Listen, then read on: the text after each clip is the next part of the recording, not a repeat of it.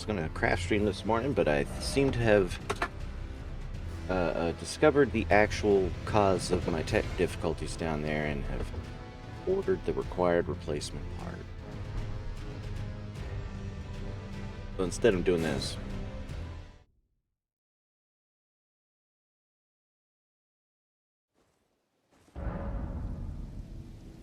There we go. See, this is a good French press. One I bought myself was terrible. Hey, Andy. Ooh, look at this. There was an update to Elden Ring just now as I was doing pre-stream, and it says new inventory features. Items obtained for the first time are now marked with an exclamation point. What do you know?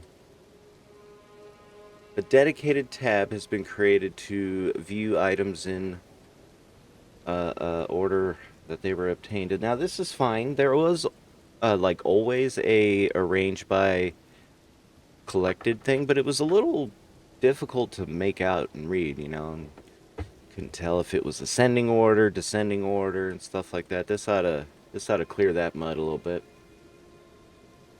It is a good one. My girlfriend got it for me for Father's Day, but she knows I hate my old one. This is a plastic piece of crap, you know, like this screen, this is awful. Don't ever get one with the silicone ring that does the seal. Never do that. Get the one with the mesh that curls up around the piston, and then that way, and then that's your seal. Yeah, well, here's what I did, Bobby Mort. I broke my last one, and then I was like, let's get a new one. Hey, this one's only $8. I'm a 40-plus-year-old man still making that mistake, so take heart, kids. But good morning, Bobby Mort. Your friend Andy, how are you? Here's a shout out for our friend Andy. I've never heard of Super Smash Bros. What's that about? I'm kidding.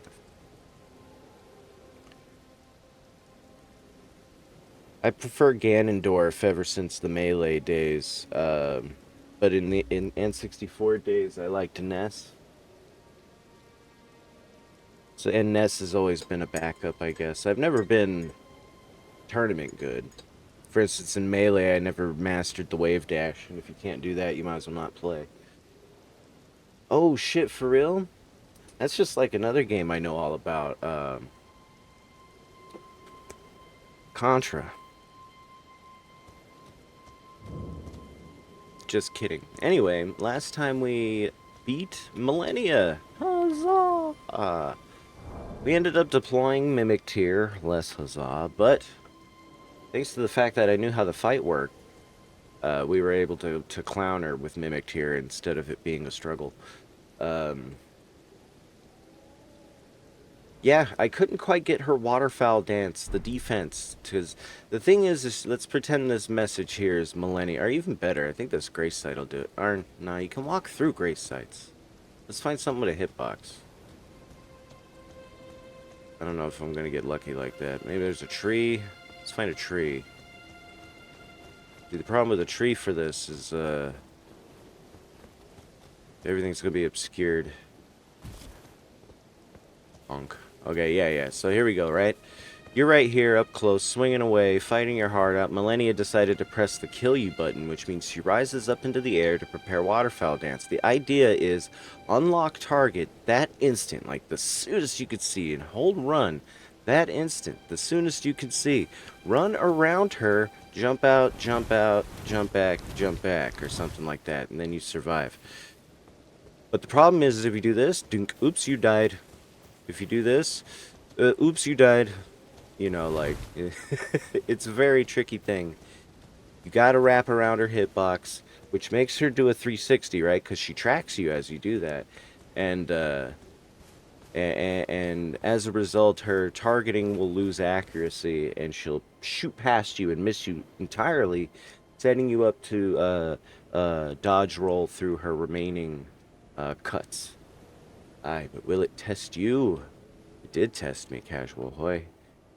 Hail to the king. Casual Hoy is here. I want to also shout out my pal Lord Bobby Mort. You know, for being a steadfast and boon companion. Also, buy merch from Carrots if you haven't yet. You too can own a Carrots Man mug.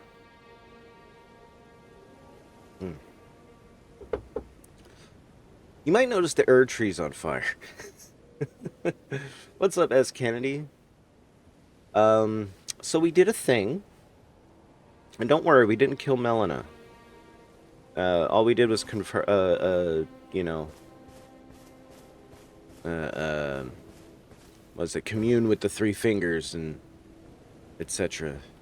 So if, let's see, if you can just see the glimmer of my eye,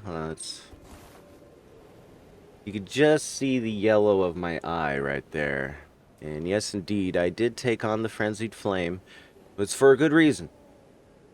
I saved Melina. She's like, hey, you suck, I'm out of here. You better not become Lord of Chaos, or I'll kill you. And I was like, okay, Melina, I'm real sorry. And I cried, because I couldn't tell her the truth that I was doing it to save her. But we already went through a good chunk of the process to, undo the influence of the Flame of Frenzy. That is to say, we have acquired, through the pain of conflict, Miquella's Needle. Enhanced thusly by the Blossom of Millennia in the boss room after you beat her. However, this needle needs to be used in the heart of the storm beyond time found in Farum, Azula. And unless I'm mistaken, and I guess I might as well look it up,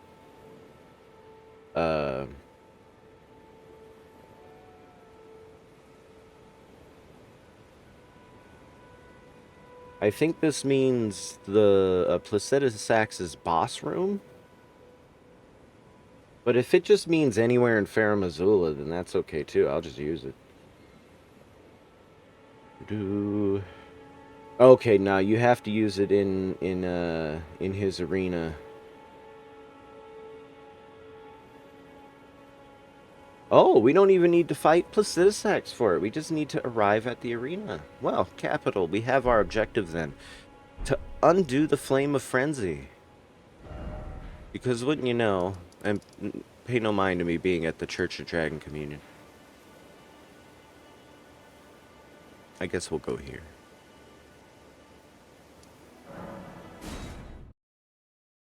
So after the Millennia fight last night, I was like, alright, Three Fingers, let's get to know each other, and then we'll apologize to Millennia, and she'll take off, and we have thus saved her from having to become the kindling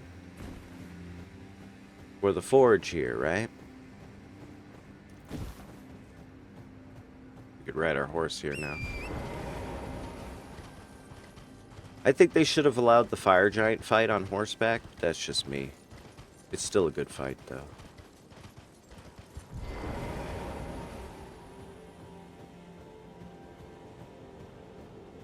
I do want to take a good look at the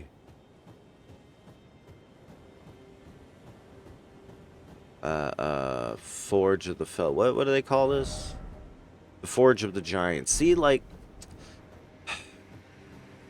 the Giants are such a, and the Fell God are like really big victims of America's propaganda campaign.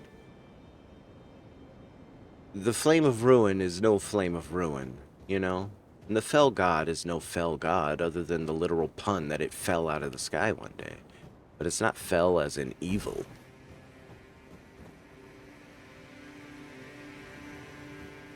So, giant masterwork, chain links. This goofy serpent face. It's referred to as a serpent face, but some think of it as a dragon.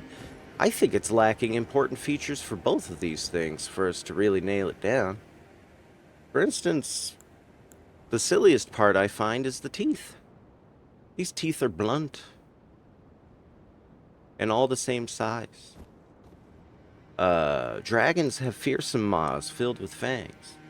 Snakes have two very prominent fangs that is often depicted in artwork about snakes. But if I were to have to make a choice, you know, Gun to my head, what is this? Serpent or a dragon? Uh, well, first of all, the discussion is muddied by the fact that serpents and dragons are considered related in Miyazaki games and stuff. I'm trying to get a good look at its body, but I can't because the chains are all in the way, and then when you're on top of the forge, you're on top of the forge and you can't see nothing. But that was awesome last night, S. Kennedy, the SMZ3 multi-world. Fun stuff.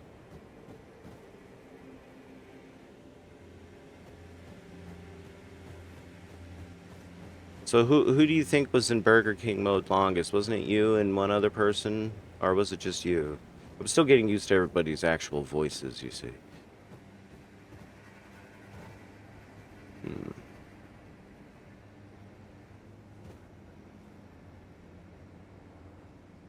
Let's contemplate the smoldering flames for a while.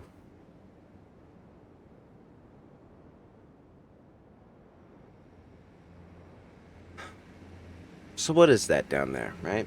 Besides the quote-unquote flame of ruin. If it's so ruinous, how come it doesn't ruin the cauldron? My question. What I'm saying is America's full of shit, or at least was big time at one point in her arc.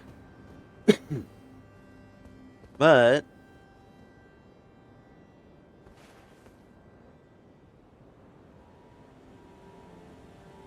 let's look at the model here. Let's see. There's some flowage happening. I would figure it would be swirling around the center, but oddly enough, it seems to be moving from, what would that be? West? What was that? West to east?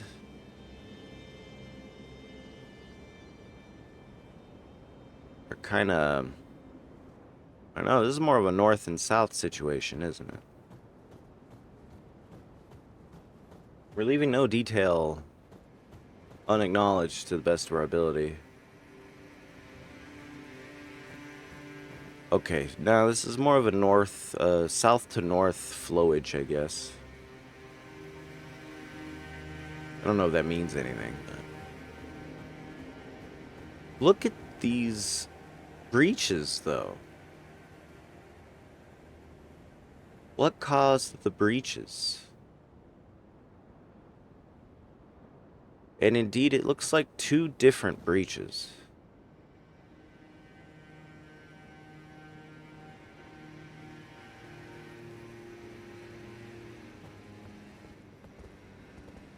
This one marked by a singular gash that reaches down into the cauldron.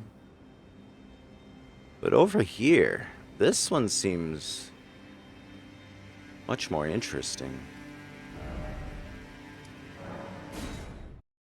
We'll cut it. We'll save ourselves the walk with the power of the PS5.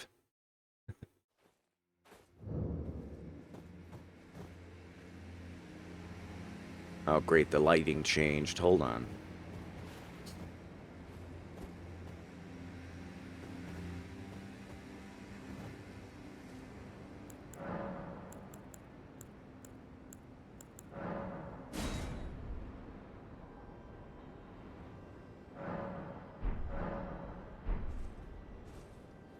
Maybe we want midday. Shoot. Shoot.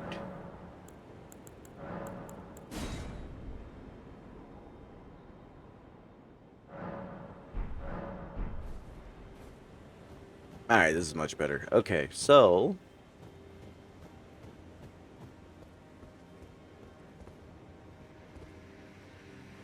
there's two grooves down in here. Parallel, more or less. I mean, it almost looks like... there's no way I could jump down there. And this is actually more apparent from the other side. Come, Torrent.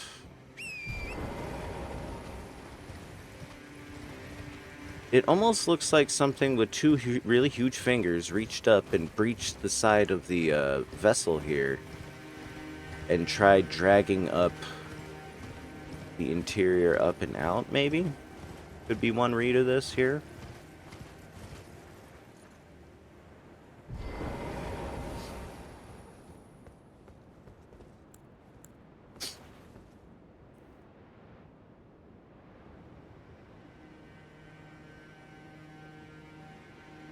I don't know if the scale's right. Probably not. And I'm imagining a kind of zany scenario where, like, two fingers got up here and started trying to pull apart the cauldron. That doesn't seem right. The two fingers don't run around in combat or anything. I suspect we are actually looking upon the meteorite that the fell god arrived upon, though.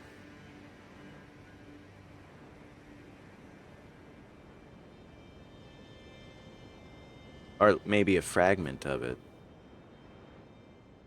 Right? Suppose the fell god came down one day and inspired the giants.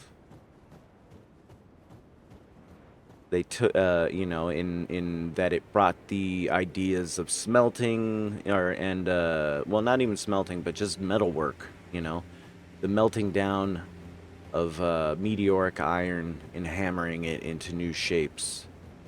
In other words, rebirth, right? Change through fire.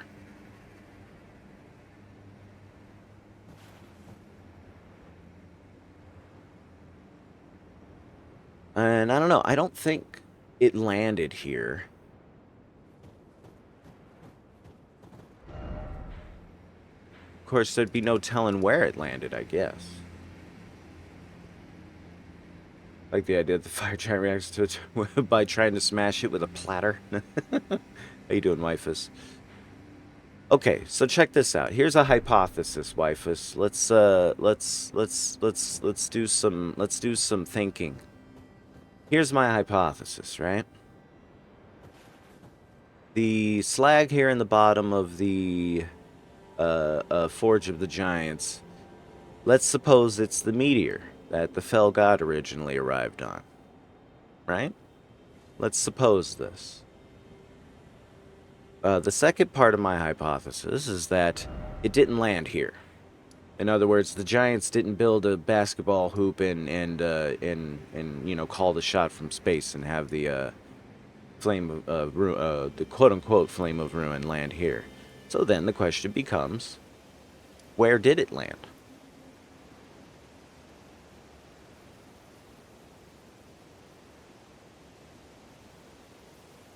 What's some candidate places for the flame of ruin to land? Because before we were talking about perhaps the chunk of glintstone here in Liurnia arriving from space bearing the god of rot, suppose, in addition to all the glintstone. Maybe they're related, maybe the god of rot was just a hitchhiker. But here we have, once again, the giants, meteorite worshippers, as evidenced by the divine towers. So then, it's like, okay, where did the fell god land? Did it land in the giants' territory? Perhaps the frozen lake is the remnants of the crater? The bite? What do you mean bite? I don't know what you mean by that. You know, this lake here, lakes make good candidates for crater zones, right? Depressions. Liurnia has that feature associated with it, as we've talked about before. The center, it's called a bite? Okay, I wasn't sure. The central sea is normally how I refer to it. That's another big possibility, right? But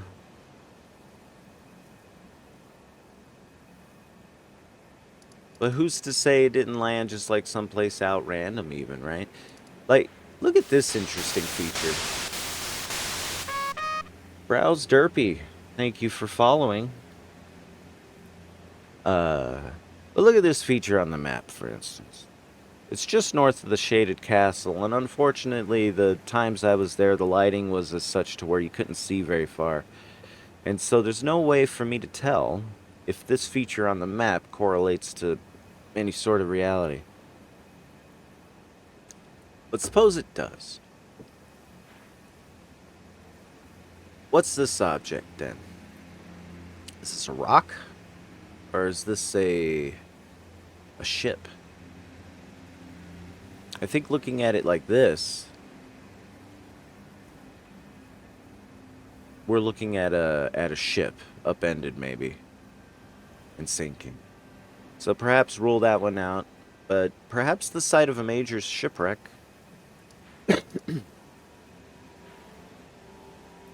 And I really like how on the map, the very, very, very center is obscured by this little cloud here that I don't think you can ever do anything about. But yeah, okay, suppose then... So that begs suppose if we go with the... if we go with the Central Sea bite as the location of the impact, that would suggest then that after that happened and inspired the giants and titans, the divine towers got built after the fact, right? However, there's, as evidenced by the map icon and by looking at the towers themselves, there is ejecta-splash on the sides of all the towers, and in different directions radially, meaning there's no common center, so that suggests many multiple impacts, even. But that's neither here nor there. But other than to demonstrate that there was an impact, it definitely impacts, plural, after the divine towers were built. But I don't know. If I were to pick a spot, I would say probably the Central Sea. And the divine towers were built in response to it. And a chunk, if not most, of the meteorite that fell was taken by the giants up to the highest point that they could get to. As if returning it to the heavens, right?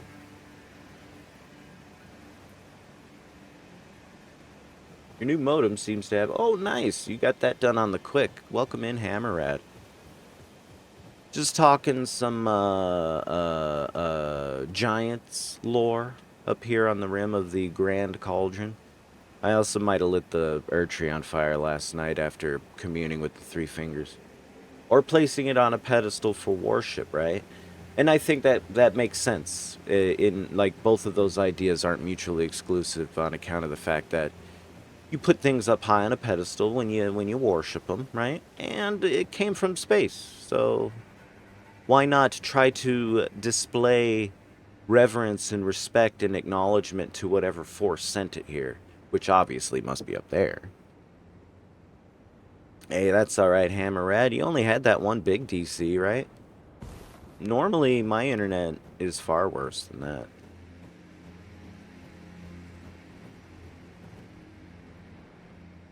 The damage on this object is probably what interests me most, right? When did the damage occur? And by what means did it occur? The twin drag marks here freak me out a little bit. There's only one on this side, though.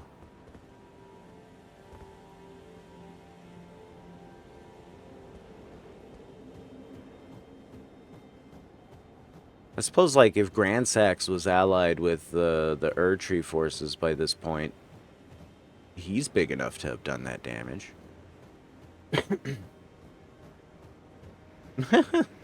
Well, yeah, I live in a household that has several people using devices all at once most of the time, too, so... I got my kids, I got my roommates.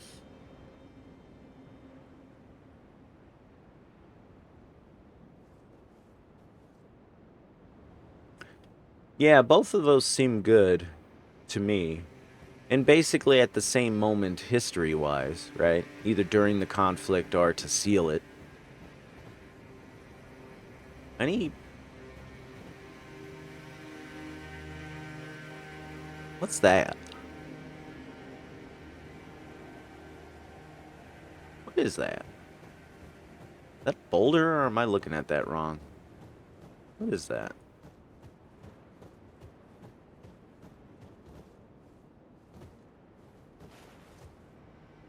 That is a... Oh no, that's a Titan skull.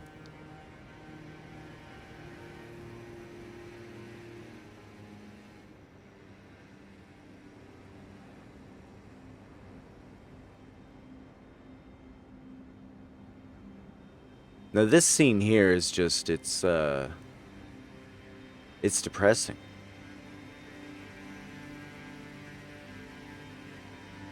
You could tell that the Giants had lost their war and had effectively surrendered.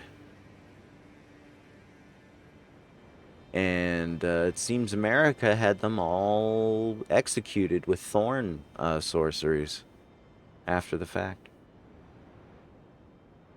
Hey, thanks, Hammerad. Pleasure gaming with you yesterday. The SMZ3 multi-world.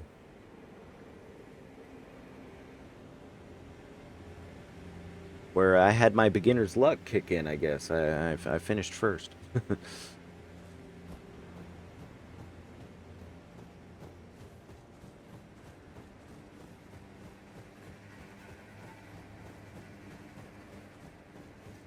I really wish we could see over the sides of this better.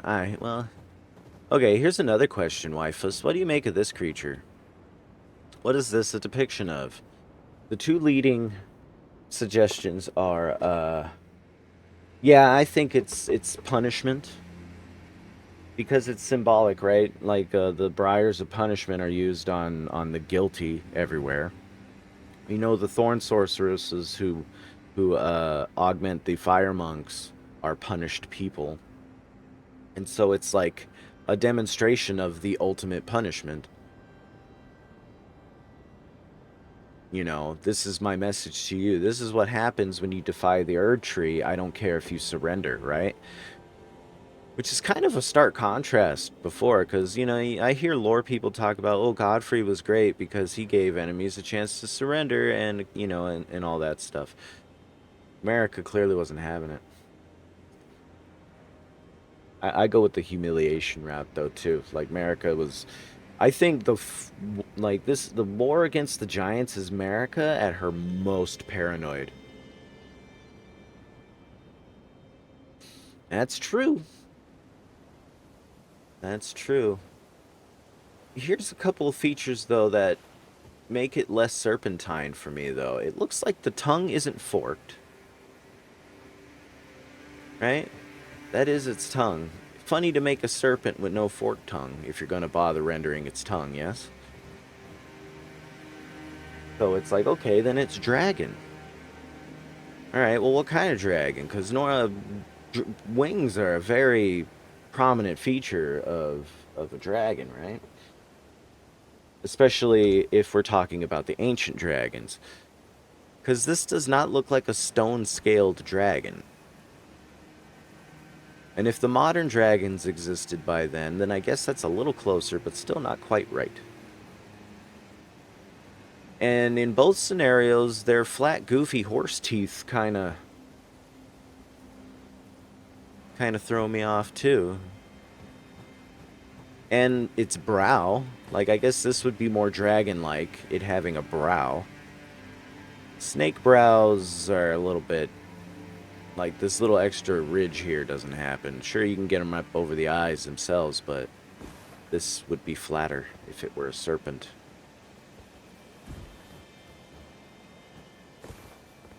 No bridge ahead. Damn.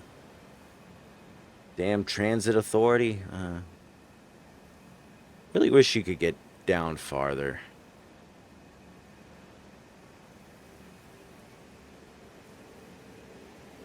Well, the reason why I'm even thinking about it is because I've seen some recent lore digest videos produced by, like, Hawkshaw and Smotown, who are like, this is a dragon, there you go, and they use that as, like, major as a major point of reference to like relatively date things. Like for instance, if you suppose the depiction here on the outside is a dragon, then that means Farum Azula was probably around and and had dragons ruling over it, and that they were apparently at peace with the giants, right? Now, what does it mean if it's a serpent? It's a special toothpick. I got it out of my Swiss Army knife. It does this for those really stubborn objects lodged between your incisors and bicuspids.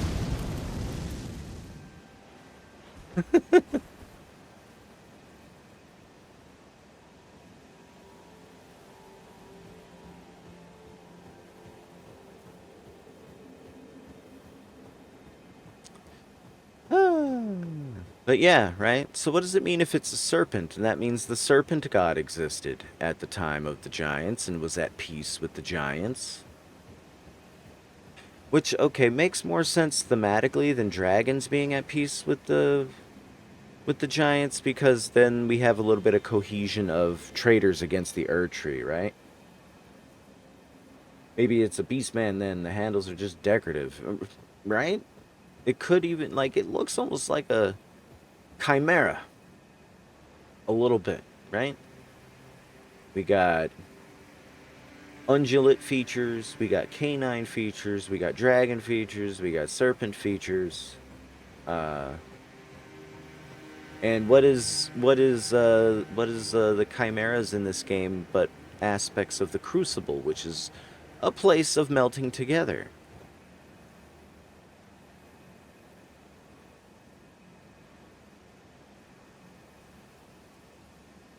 No, that wouldn't work.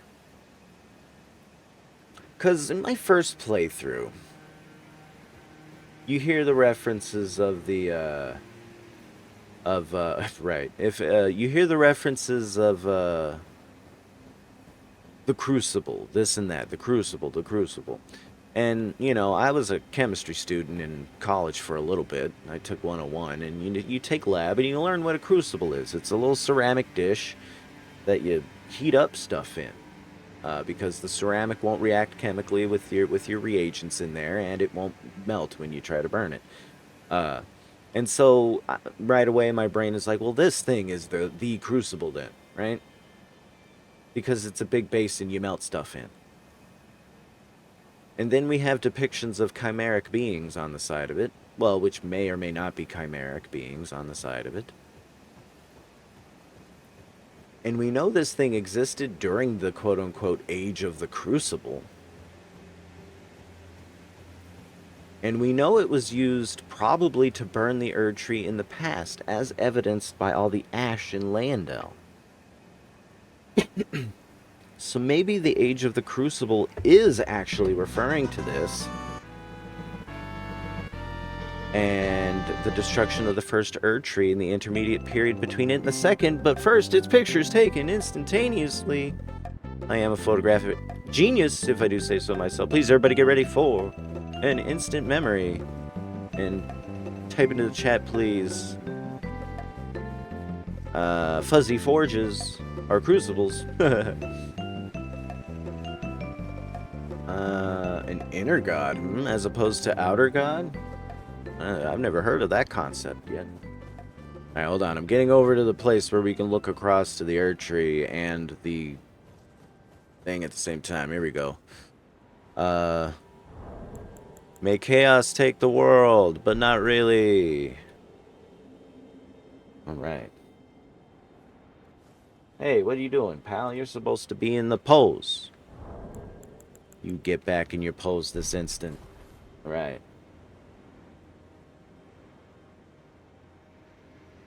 Going once. Going twice. Wait, shit. Oh, oh, oh. Oh, no.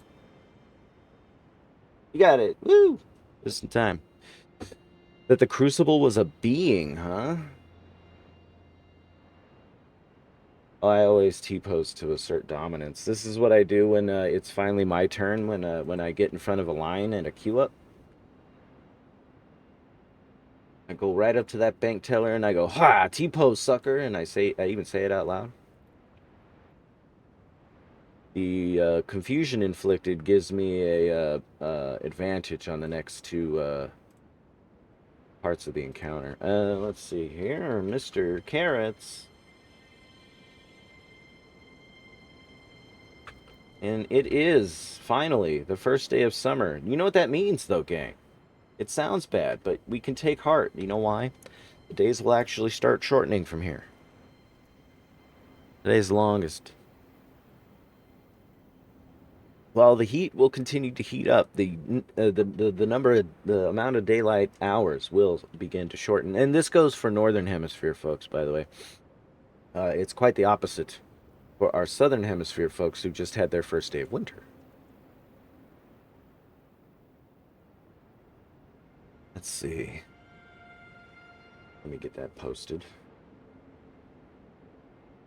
Let's see. Thinking is there's inner gods like the Blood Star and the Fell God, as compared to outer gods like the Greater Will and the Formless Mother. My idea is you seem sort of on an in-between hitch there. My idea is there's only outer gods, and whoever's in charge at the moment, uh, and it's like a label. JP McMoose, good morning. Howdy to yous. Welcome.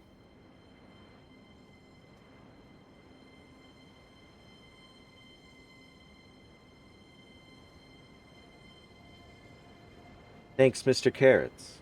Hey, Tracker, what was that? I said, thanks, Mr. Carrots. All right, there we go. I just did a screen grab redeem. They land on the Discord if you want to see them in their original order, more or less. Hit it up. It's got its own special channel. Other than that, they're random on my standby screens.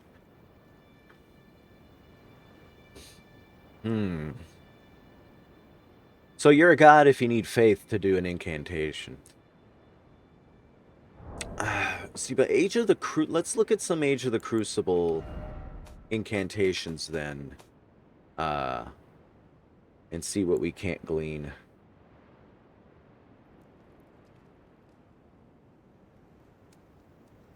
Happy DLC, Dave. That's the thing. Oh, I guess that hits at midnight, don't it?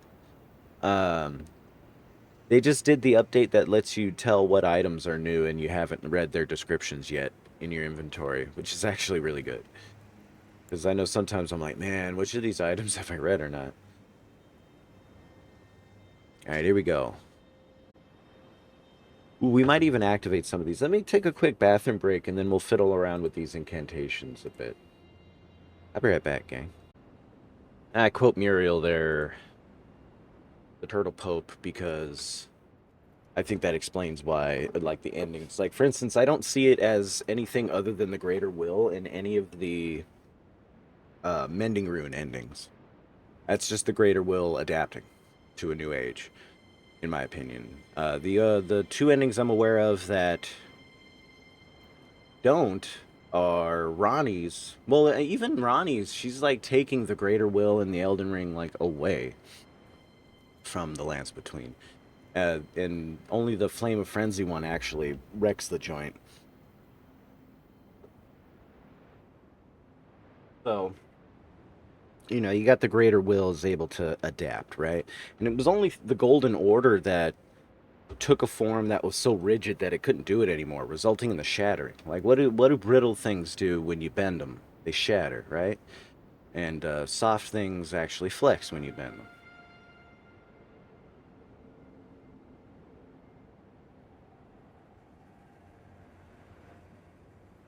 Is this a pre-Tukiad Comguard division? Because I know Comstar had contact with the Clanners before they did their invasion thing. But yeah, we were talking briefly.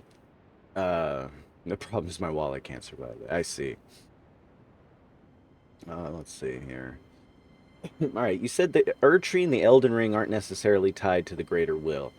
I agree with the first part. The Erdtree isn't necessarily part of the Greater Will, but the Elden Ring, I think, is. Let's go to why I think that.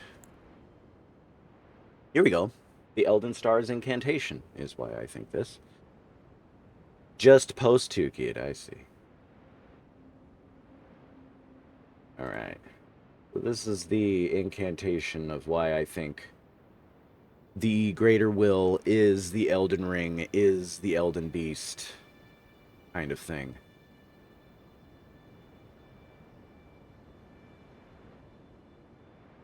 Although the very first line kind of fucks with that. Fucks with both of us. That derive from the Erd Tree. The most ancient of those that derive from the Erd Tree, and yet we know the Erd Tree isn't ancient, quote unquote, if we define the term ancient meaning anything pre-America or pre-Crucible Age or whatever. But here's the later part of the description.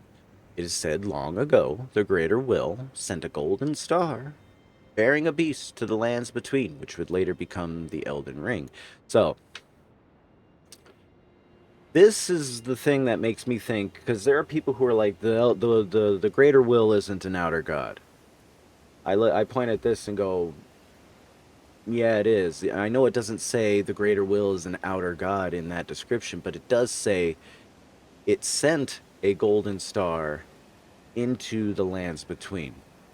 And the setup of that sentence implies that the greater will is outside the lands between and sent a golden star to it, which means the lands between had to have already existed, and planted the Elden Ring there by means of its beast avatar, the Elden Beast, right?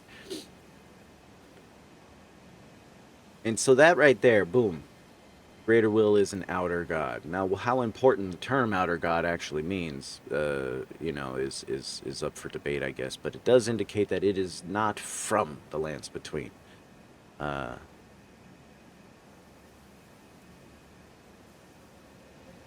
yeah, bearing a beast into the lands between, which would later become the Elden Ring. So here's my like kind of brief early kind of Genesis hypothesis here.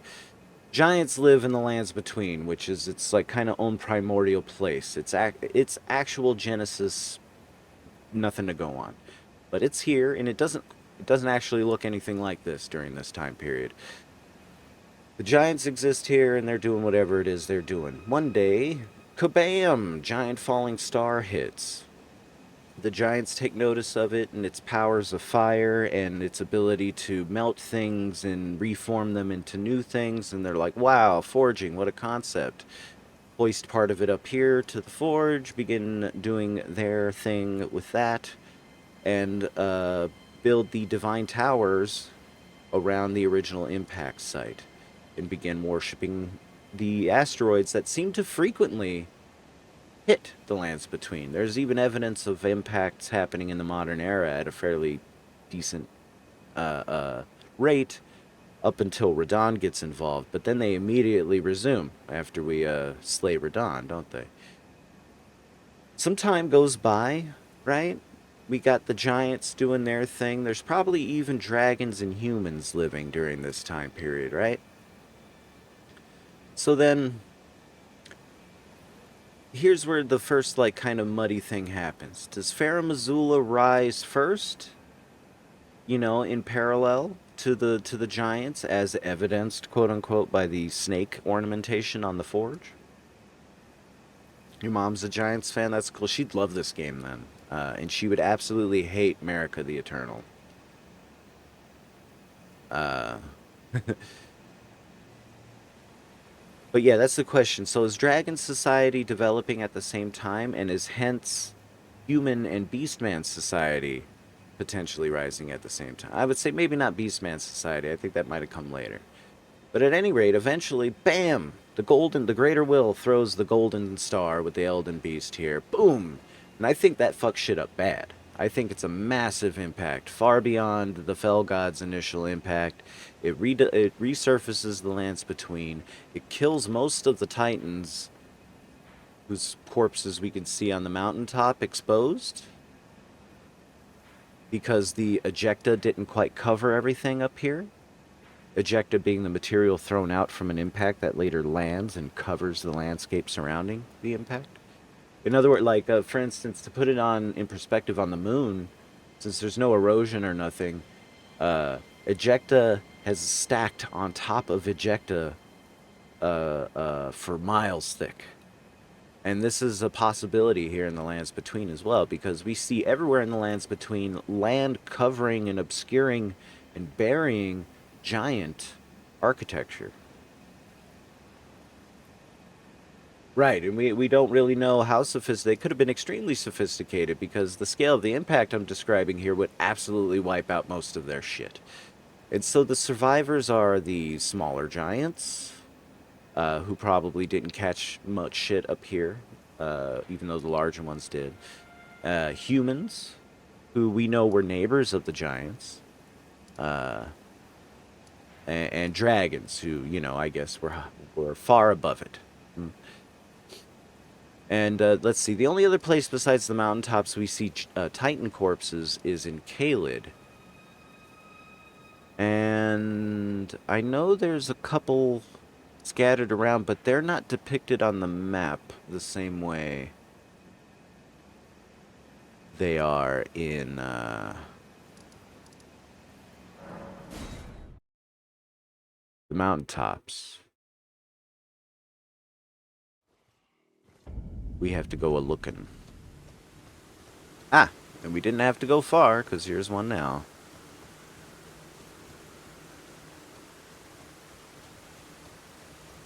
This is where Greyall the dragon was. Or is it Farash? I don't know his name. I think it was Greyall. But here we go. There's a Titan skull right here. There's his teethies, his jaw, cheekbones, orbitals, and a cranium. A truly mammoth beast. Yeah, I have a feeling things were a lot less structured in those days, which would go in the theme with order only really being imposed when the greater will showed up. But here we go. So yeah, this object here is a Titan skull. And here in Caelid, they're visible basically only because the ground is rotting away and exhuming them.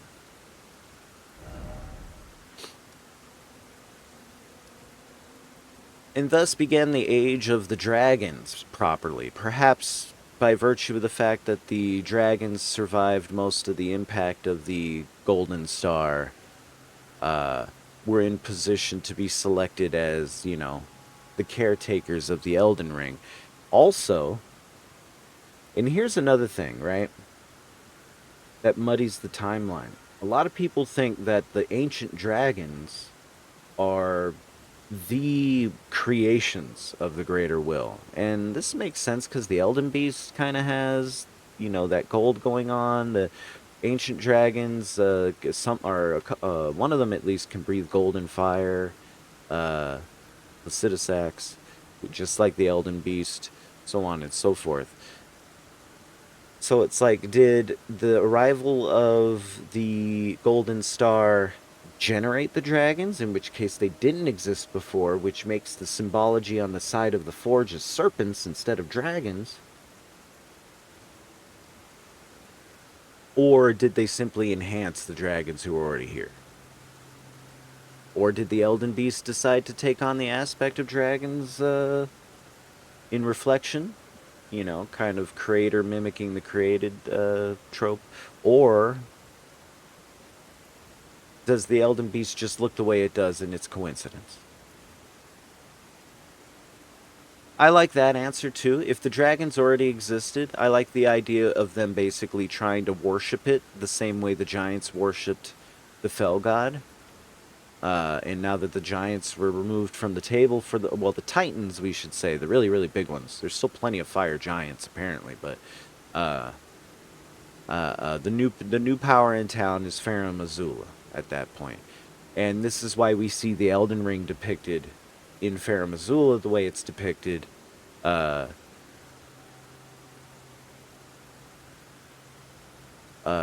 because it's separate from the Greater Will and they had it originally, but because they adopted it first.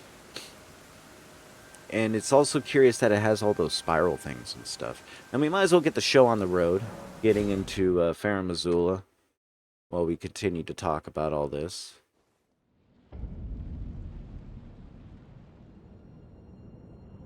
And welcome to crumbling Farum, Azula, which is in the center of a vortex of a great storm. The body of an ancient dragon lay draped over the road we appeared on after we used ourselves with the frenzied flame as kindling at the forge to set the Erd Tree alight. We fell into the forge, and next thing we know, we woke up here.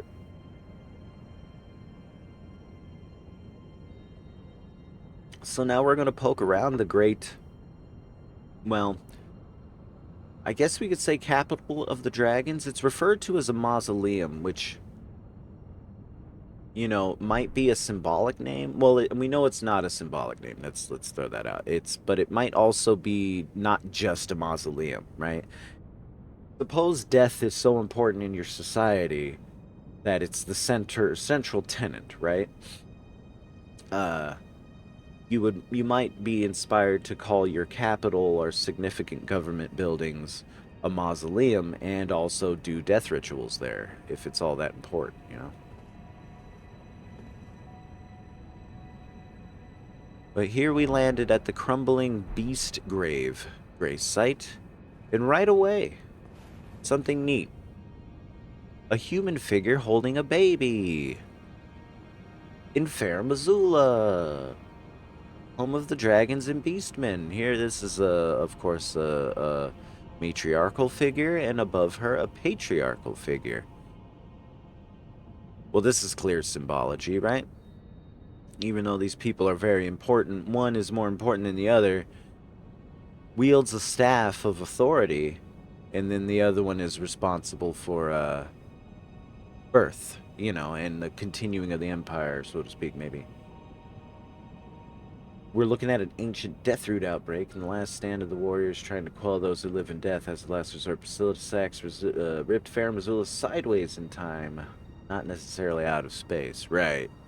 We know from descriptions and things that Farum Azula, in particular Placidusax's boss arena, exists outside of time, right?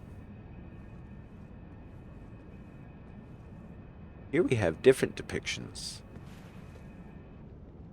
Once again, the patriarchal figure standing over the matriarchal figure, once again indicating a patriarchal society. Although we have the mother figure again up over the top. But this time holding the baby up a little higher, or is it the same one as this one? I think it's the same as the lower one. Well, that's curious.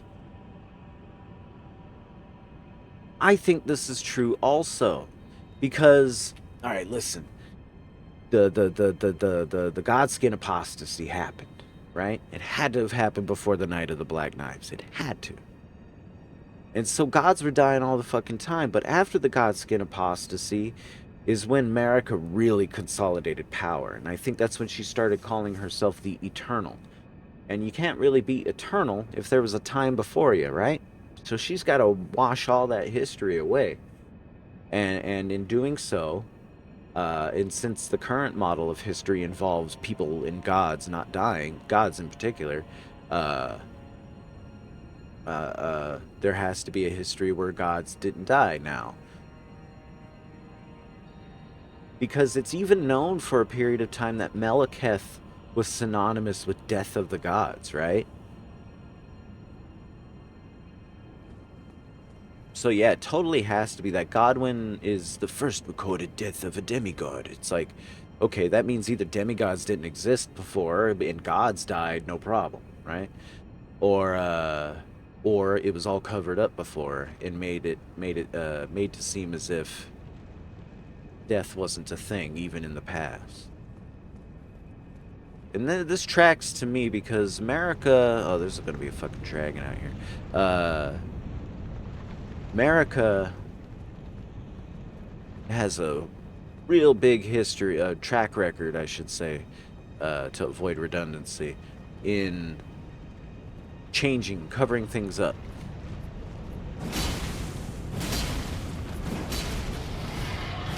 There's a beast man. Ah, shit!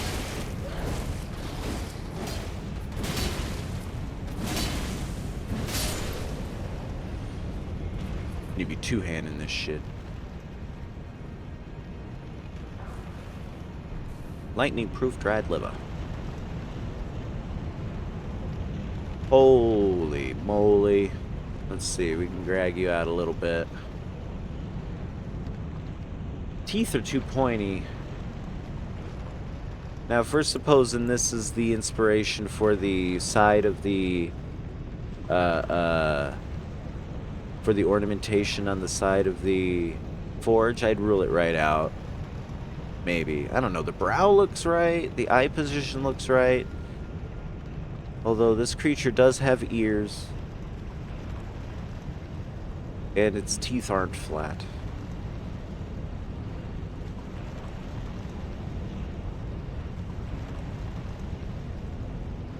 These creatures wear golden ornamentation, jewelry. But their bodies are ruined. Their like, see this? Their knees are exposed from crawling around. They seem to have lost whatever intelligence they might have once had. Bark! Yeah, there definitely are ranks among the beastmen, for sure.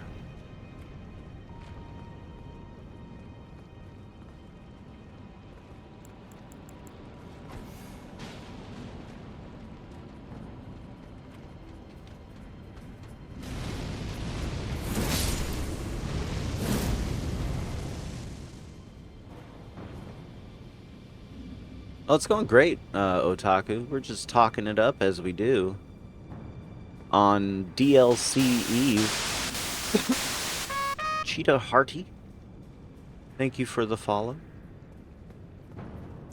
Yeah, I think for stream tonight I'm going to be doing Final Fantasy VII Rebirth. And then probably doing this tomorrow.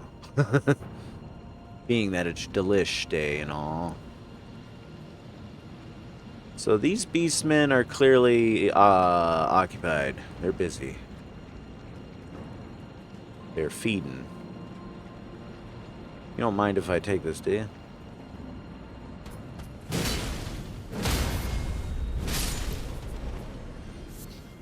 Sanctuary stone and an old fang. This body has a mark of the crucible upon it. Interesting. That justifies a look at the old fang item description. Oops, hold on. I've been on zoom-in mode, damn it. Ever since the Elden Star incantation look there. Not bad.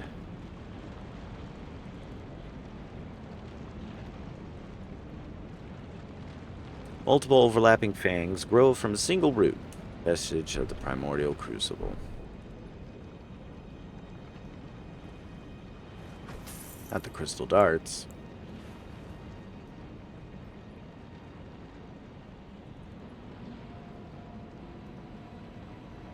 Looks like beasts and flowers of some kind, right?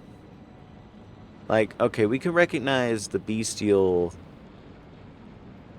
figures more or less, even though it's hard to tell exactly what they are, with their heads thrown back thusly, and their almost human-looking feet.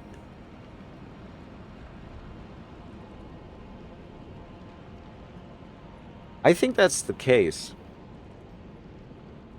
Particularly if it turns out the Glowmite Queen was the god of Farum Azula before America. Oh, look. Look at this basin.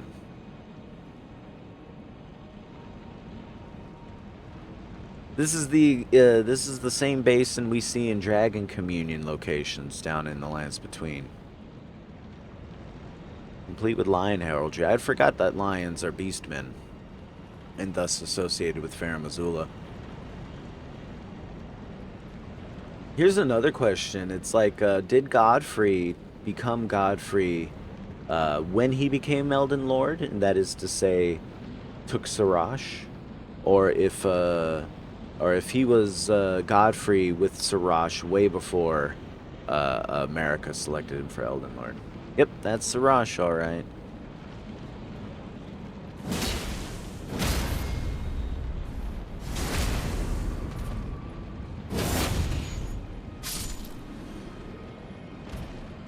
Not too much in the way of runes from these guys.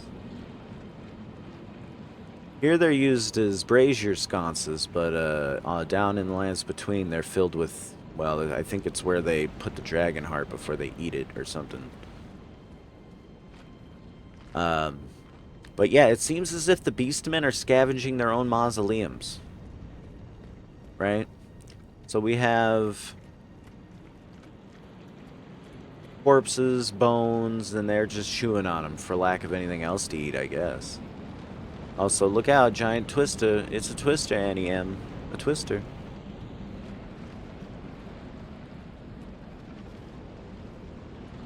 And that's another question, too. Like, is this twister and everything a result of Placidusax or of the destruction of Farum Azula? I think it's Placidusax, seeing as how they use the god of storms and all.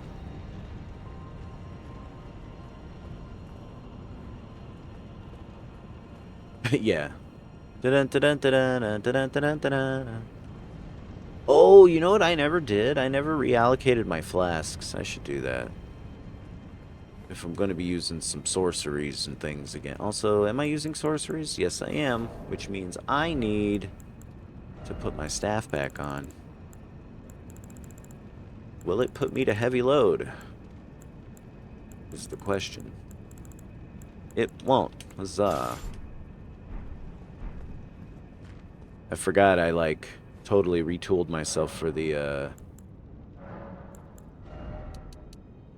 Melina fight, or Millennia fight.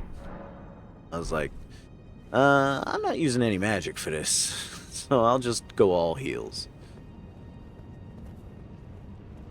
Alright, I'm gonna go ahead and bubble up because I know shit gets sketchy right here.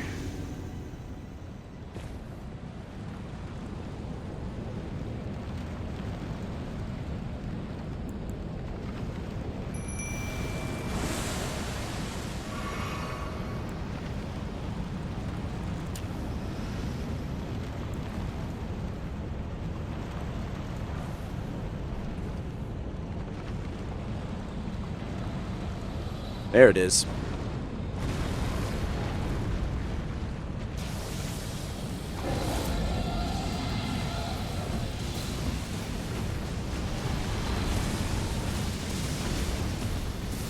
Oh. Get him, me. Let's see.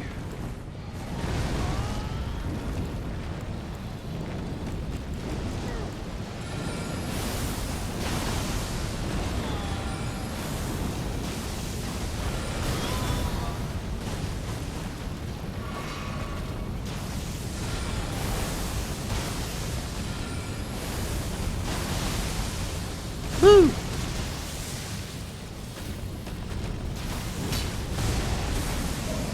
Uh-oh.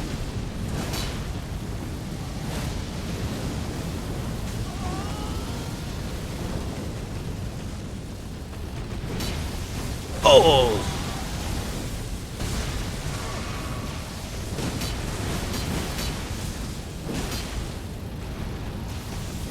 Ugh.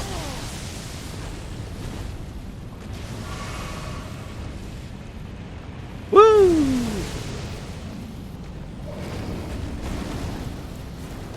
Oh, that's way too far. Oh, it hit him.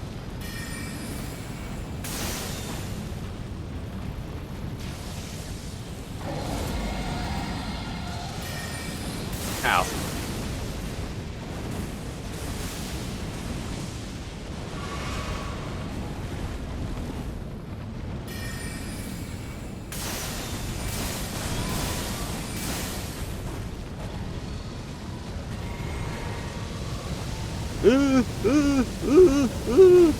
Ah, fuck!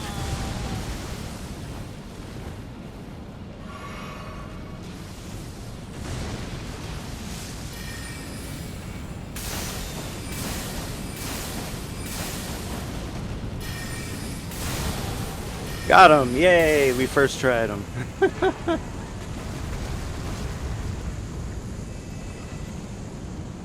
Jeez Louise. See ya, Mimic.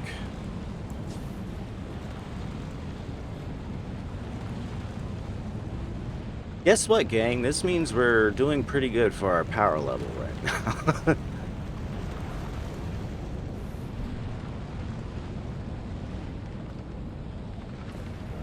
Now behold the avenue upon which we find ourselves.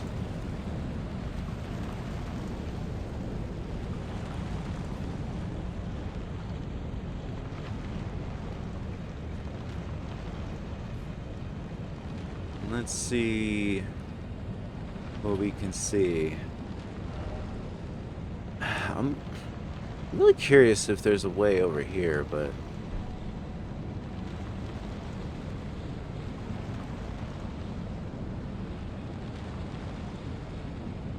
The state of the architecture in Farum Azula is unmatched. You know, even by modern Eternal City standards, which is probably the most state-of-the-art architecture we see in the game. This is a far more ancient society whose architecture seems to make Eternal City stuff pale in comparison. So yeah, we're standing upon what look to be graves, right? Hard to tell what the original orientation of this site was, but it looks as if this is it. Like, this was meant to come to a slope here, as if a viewing gallery around a center. And this, we see this here on the map, and it continues around up there, but at a higher elevation, which makes me think they were contiguous at one point.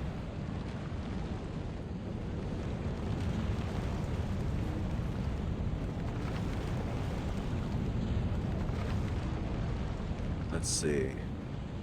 Yeah, gravestones, I guess these would be caskets or grave? What are these? What are these? They look like cases. Like, maybe that's a lid, but maybe they just have that stacked appearance. I don't know.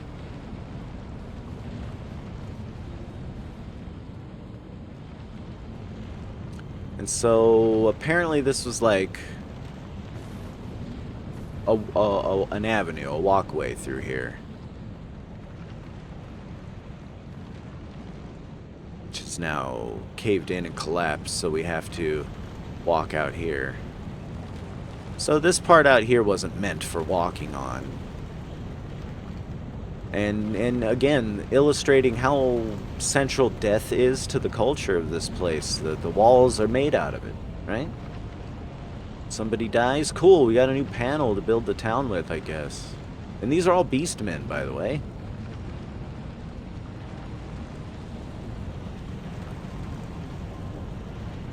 The human bodies I was picking up the drops from are probably way more recent.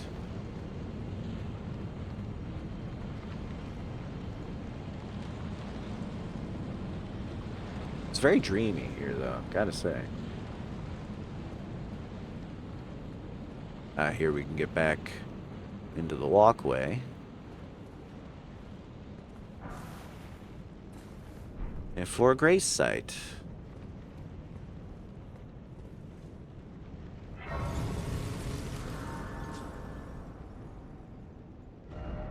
Crumbling Beast Grave Depths. So it looks like we're approaching a significant structure, most significant in our visit to Farum Azula so far.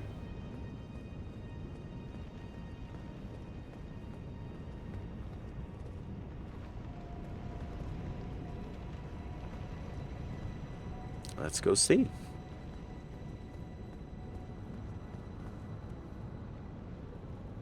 beast man. He's the obvious beast man. Let's see if there's a less obvious beast man.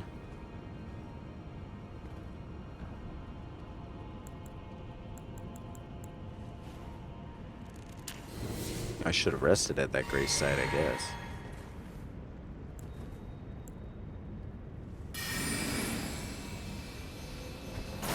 Ah, there's the less obvious beast man. I knew it.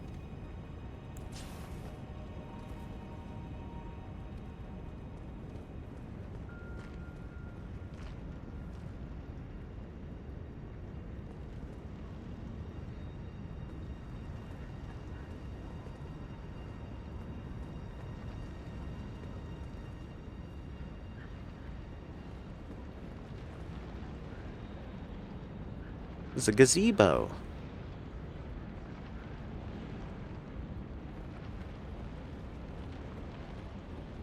Ooh, we could totally go over that way.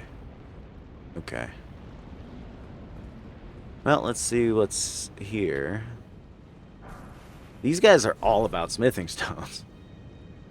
So these grave sites are significant. We have beastmen with fine golden jewelry and trinkets. I forget the real-world site these are based on, but it's a Copper Age burial site, which apparently, after it was discovered, contained like 90% of all the gold artifacts from that era that have ever been discovered. Most of them in like 2 graves or something like that. But all of the graves featured gold, and in a manner just like this. Like if you changed this body out for a human skeleton, you would have almost exactly what it looks like. Now let's look at this body though. These aren't predators. So far, all the beastmen I've known about have been either these guys, right? Lions like Sarash. Even serpents would qualify. But they're all predators. This is the body of an ungulate. Or the bones. Those teeth never ever bit into meat. Not on purpose. Or not in anything other than a fuck you, get away from me, you know, point of view. Never noticed that before. This is like a cow's skull. Or a deer. And I was going to say, even before I got a close look at that skull, I was like, man, this thing's rib cage was huge. And it's got like a, I think this is like a shoulder blade bone here, which is also very big. And more characteristic of a heavy 4-legged herbivore than a agile predator. And indeed, all of these have the same model in game.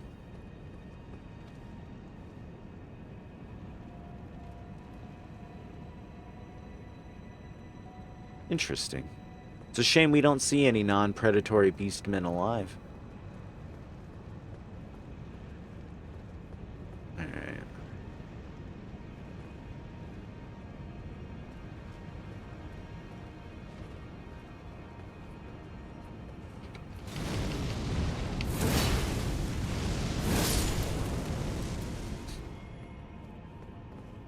That one was carrying a very fancy-looking shield.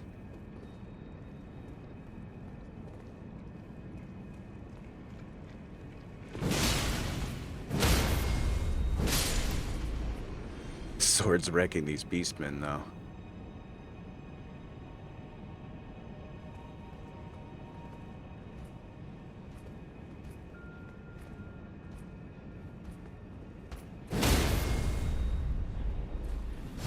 A one-hit stagger from the heavy drop attack, from the heavy jump attack. Wow.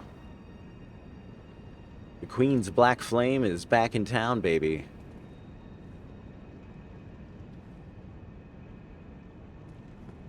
These beastmen seem to have a little bit more cognizance about themselves, the ones who are actively patrolling. But then they're peppered in with those who are just straight up scavenging and not paying attention. Indicating, which I think is an indication that they're in the late process of finally losing themselves as intelligent creatures. This guy was looking at the Erd tree from here. With the golden rune. Potent one, too.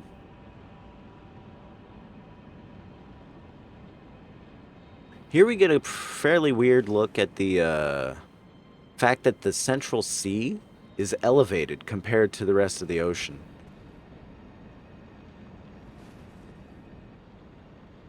And one of the things that I can't figure out is where all the water's coming from. Unless some like outer god of water landed in a meteorite in that same damn crater too and just started filling up the thing. Alright, what else do we got here?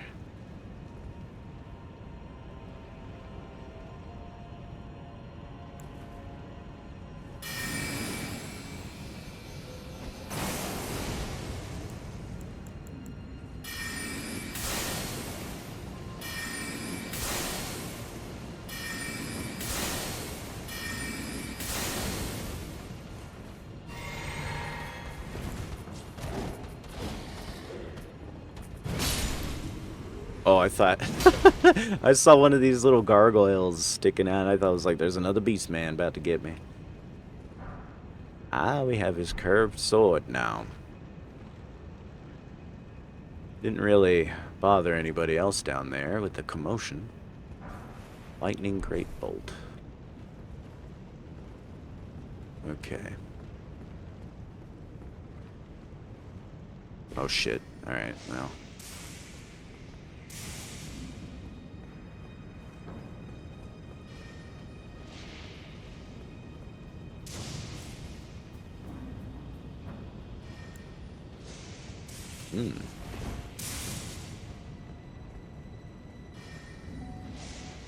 Fuck. Oh no. I saw it charge up. Damn, that smoked me. All right.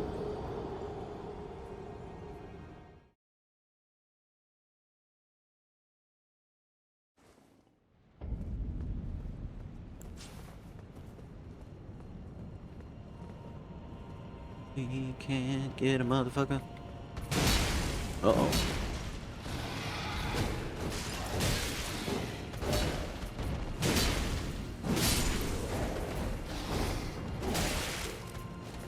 Oop.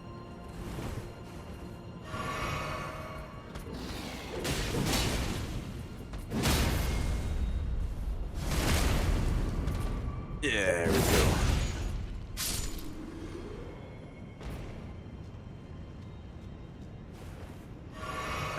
I'll deal with these perimeter chumps.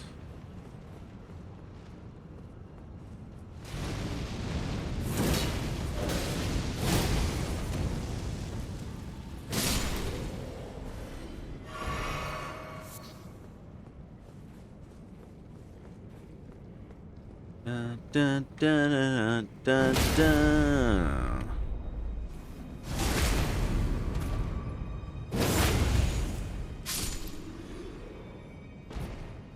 Okay, we're right above those other guys right now.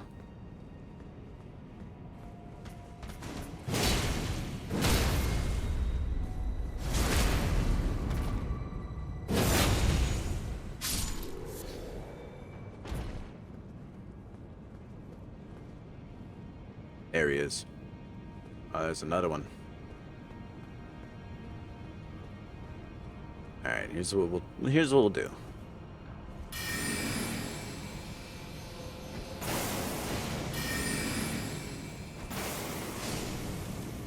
Wake up any of the others?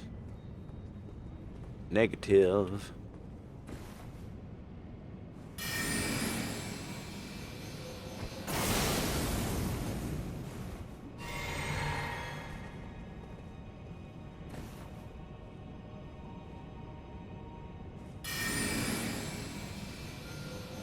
Damn it. Just let me cheese ya, game, please. Alright. Here's what we'll do then.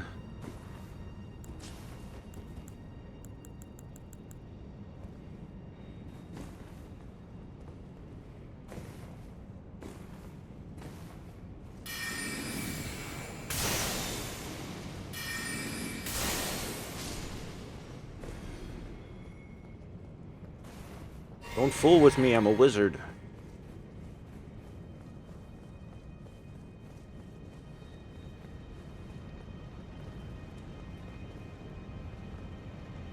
Alright, where is he?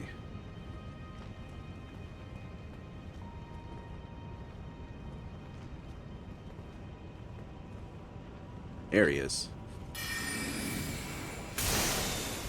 Oh, it didn't make it. Shit. Well, we're kind of in trouble now, aren't we?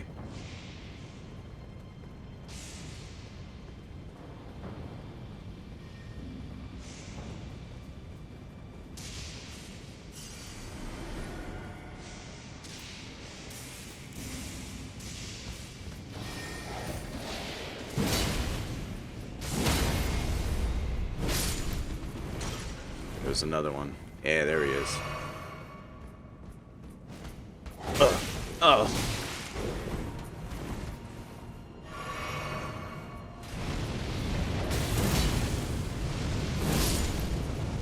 Yeesh.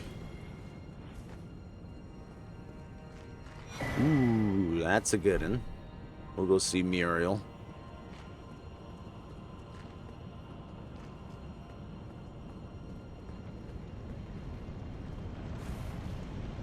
Alright, so this was the direct path here, I guess.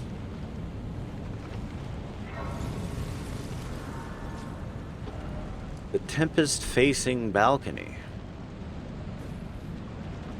Somber stone, miner's bell bearing. Bang. What's that? Oh, it's one of those things. Look at this tree. This tree appears to have stones on it.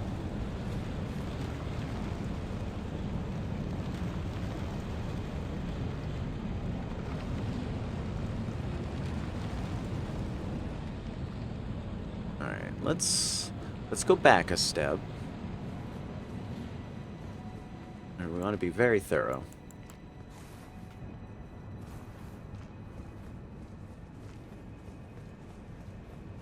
Go out this way too.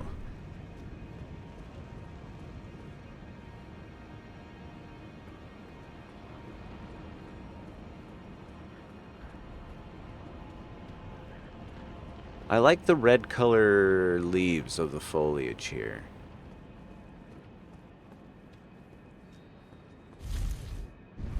Going down.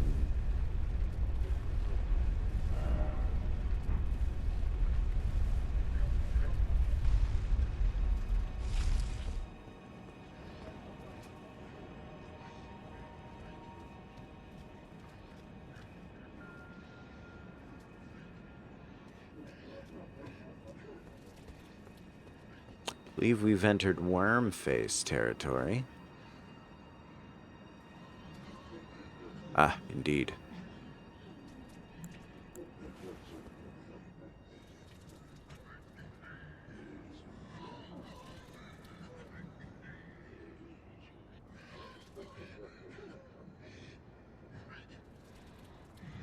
We don't know much about the Worm Faces. They only seem to appear in one other place in the game besides this, and in that other place they're dressed differently. Here they have what looks like ceremonial wrappings. Oh, what the? Where'd you come from?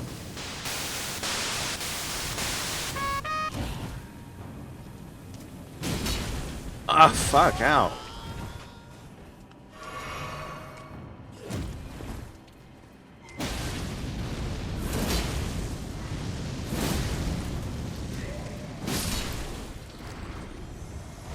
Thanks for the follow. A spinach. Spinach chippy? I'll go with that, unless, you know, spinach is fine. How are you? Welcome in. I must have bothered that one from up there. Well, Queen's Black Flame seems to do the do just fine.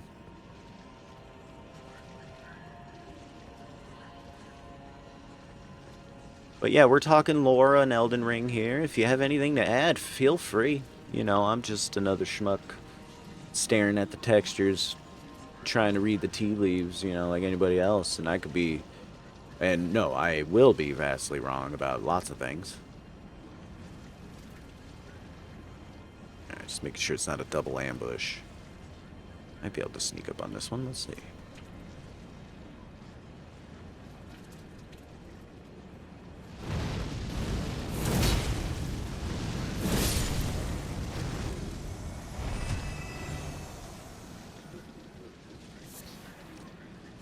Vulgar Bloom.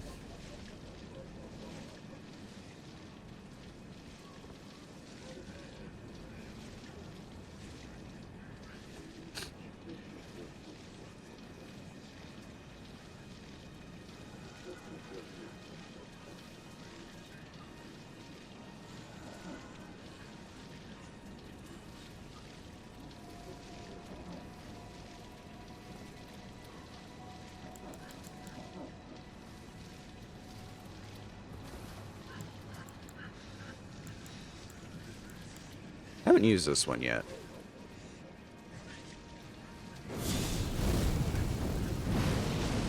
I didn't do shit.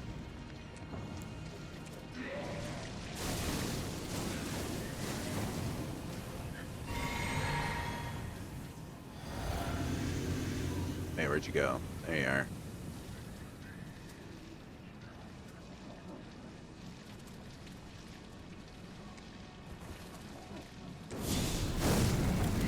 Oh, well, that missed.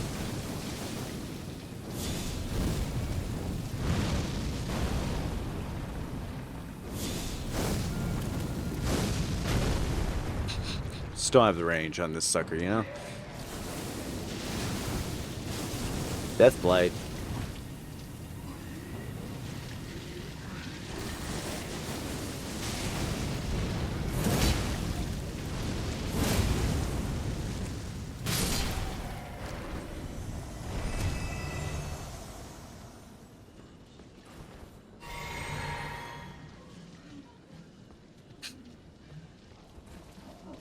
I want to see how much this does, damn it.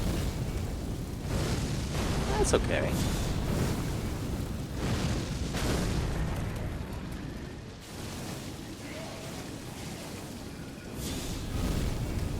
Missed. I don't know why I drank that already.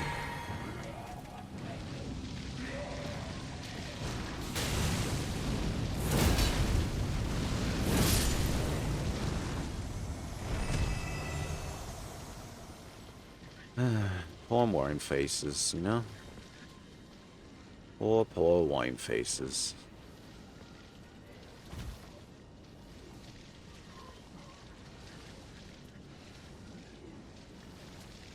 This one just won't stop barfing.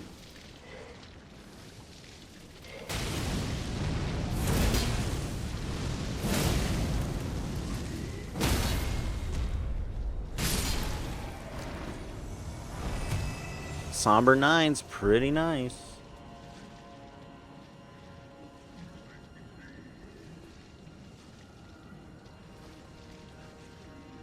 Yeah, I think my build is doing pretty good for this sword right now.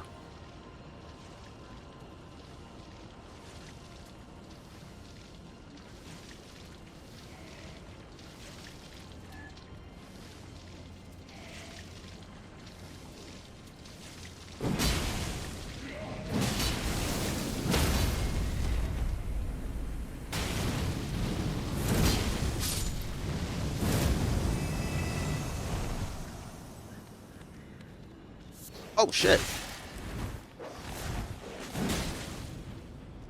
Oh, fuck. Not good. Run. Fucking dog.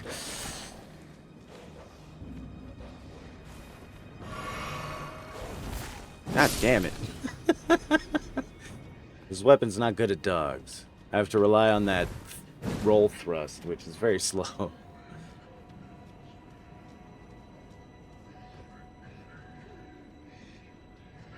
Now that's a really big one over there.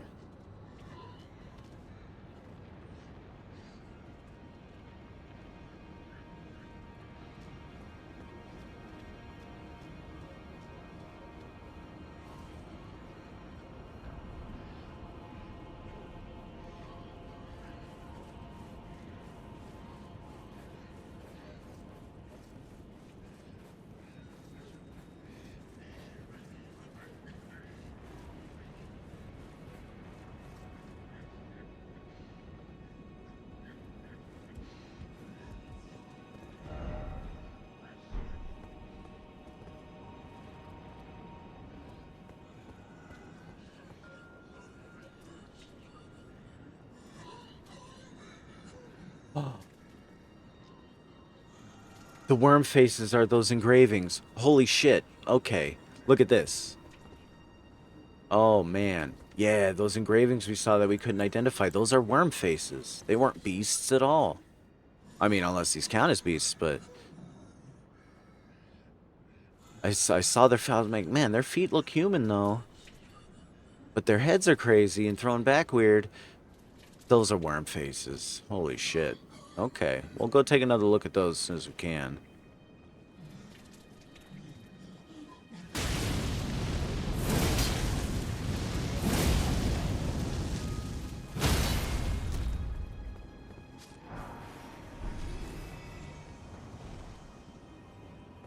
Yeah, those engravings were certainly worm faces. Most certainly. Nyah, nyah, nyah.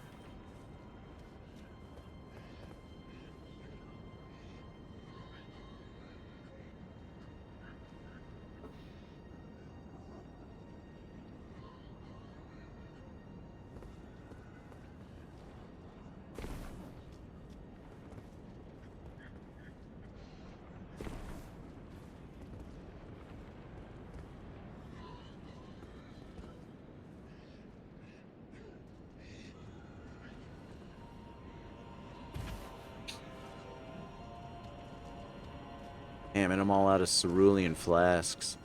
There's like no dung beetles here. Nor do I seem to be getting my flasks back for clearing an area. I wonder if that's a thing.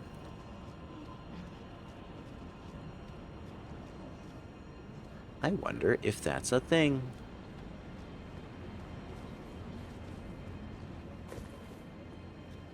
Well, I could have just gone this way, right? Instead of over these rocks all silly? Yeah. Then I guess I wouldn't have been up there. Make sure I didn't miss anything. There we go. Wait.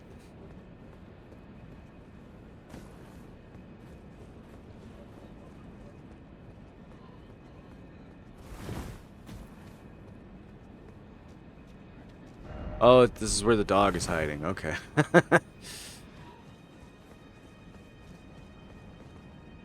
I was wondering where that dog came from. I knew there was going to be an ambush for the ambush.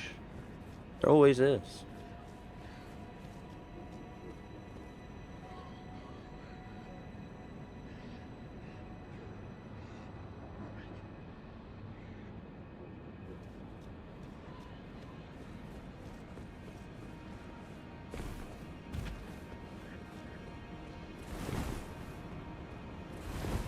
Also, we have water flowing out of here, which seems interesting.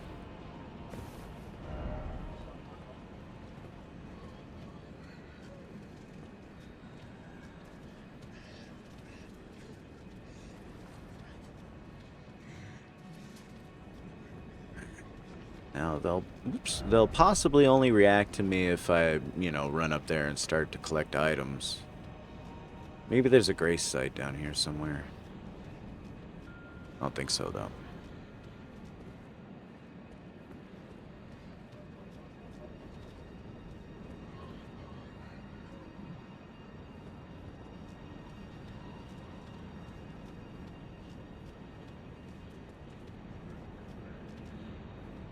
Hey, buddy. What you doing out here all by yourself?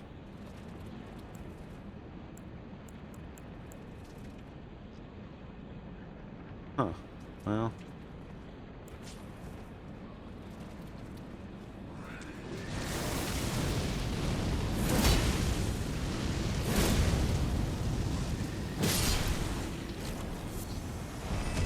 Gravelstone, hmm? Now, this smaller tree has no sign of gravelstone. These larger trees have no sign of gravelstone. It's only the largest that seem to have the signs of gravelstone.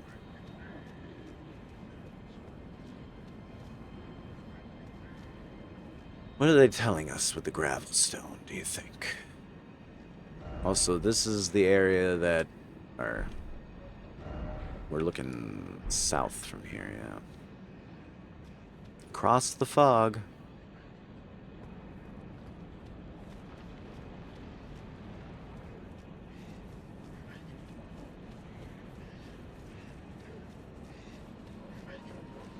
Well, I guess we'll make our mad dash then.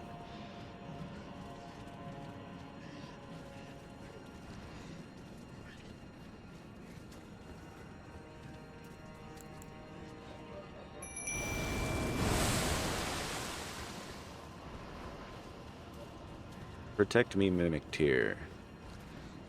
Love Warp Picker's Bell Bearing. Oh, it was very much not into that. Or is it? No, it didn't care. Okay.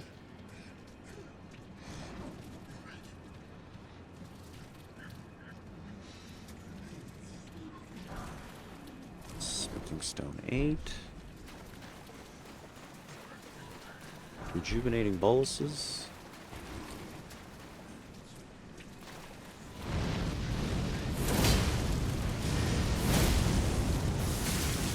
Oh shit!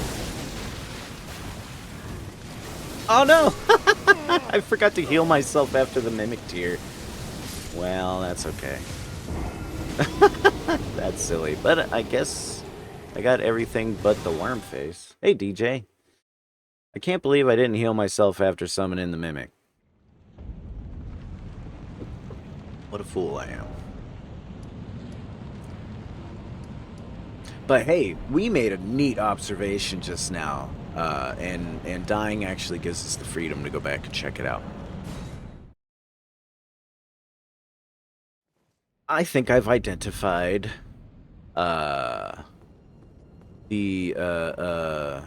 one of these engravings. Let's see here. It's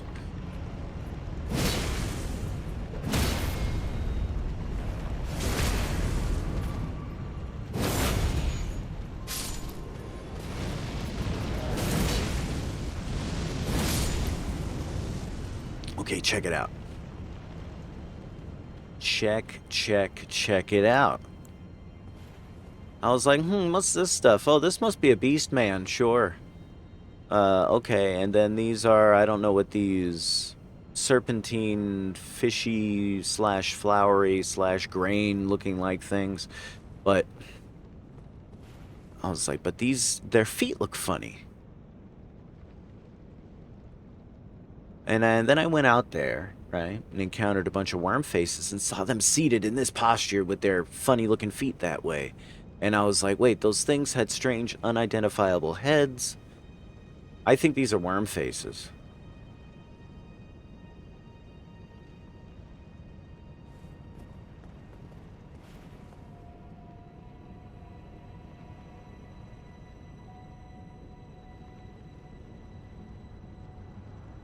I certainly do think those are the worm faces.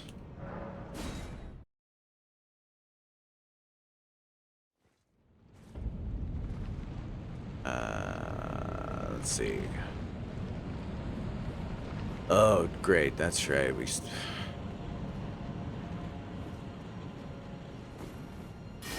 No, you don't. There we go. Wait, who else is doing that? Whoa.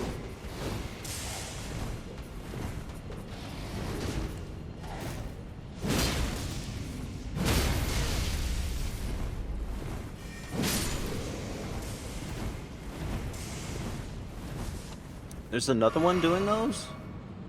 Who is it? I thought I killed the one who could do it. Oh, it's you. Or is it? Oh, shit. No, it wasn't you. Who was it then?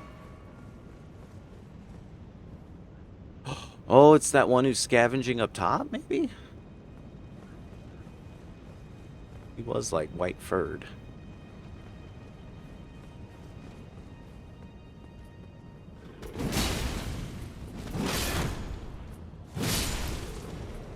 Yeah, and it got aggroed.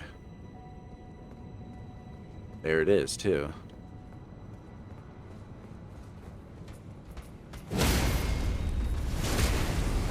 That's it. That's how you deal with a beastie.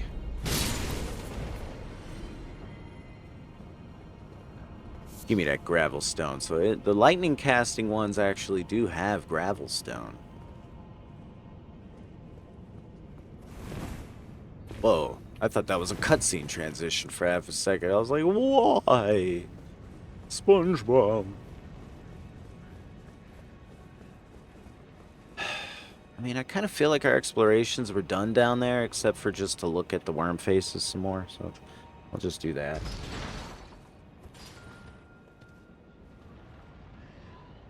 I decided to lean on the Black Flame incantations and gear.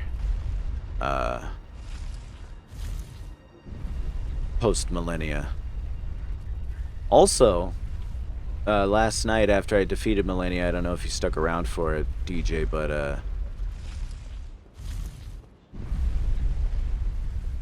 went ahead and, communed with the Frenzied Flame so we could save Melina. I didn't want to sacrifice Melina. Which is why we were fighting Millennia, so we can upgrade the needle in order to resist the Frenzied Flame and not commit to that ending. Because I've already gotten that ending. Exactly. Let's see here. Go a little bit of this and a little bit of that.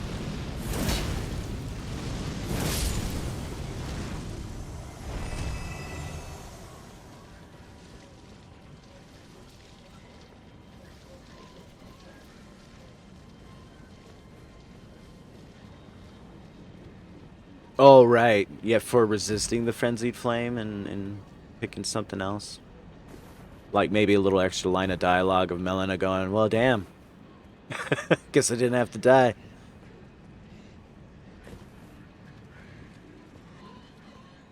Alright, Mimic Tier, where are you? Let's remember to heal this time.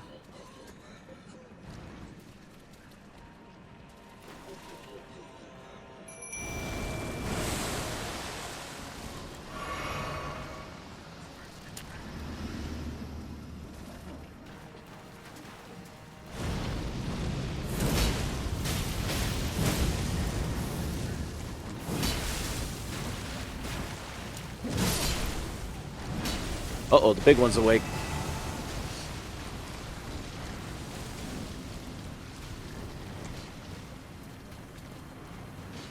Fuck. Need a bail.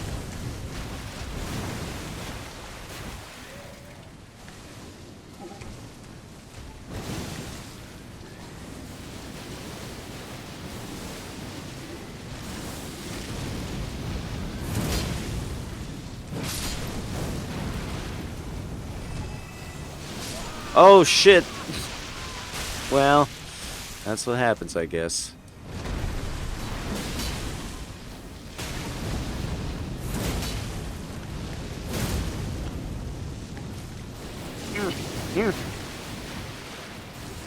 Fuck.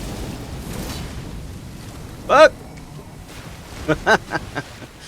Alright, let's get away from the death blight for a little bit, shall we?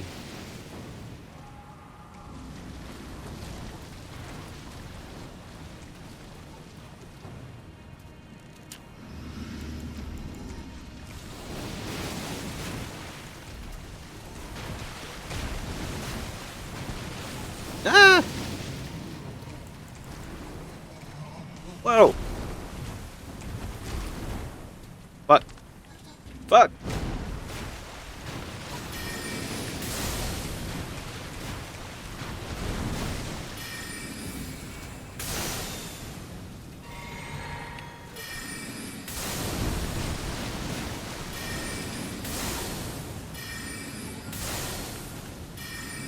There we go. Jesus Christ.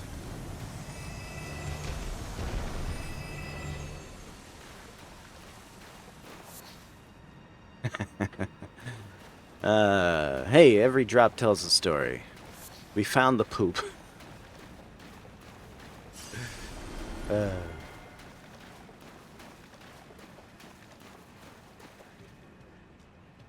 We found the poop, everybody. Just walk off later.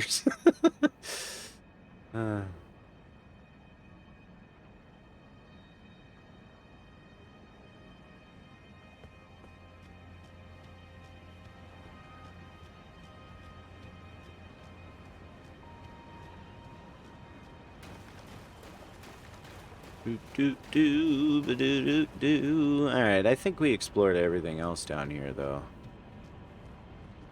Yeah. Alright, I guess we'll hoof it up there on account of not wanting to respawn the beasties in there. Oh wait, no. Never mind. Thought that was a chasm that I was risking for a second.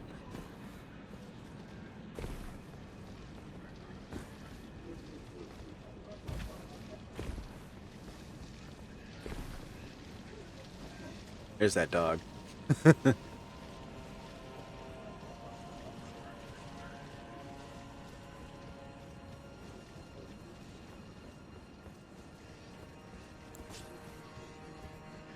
Oh, there you are. I didn't know you were right there. Oh, wait. Pull the lever, damn it. Ow!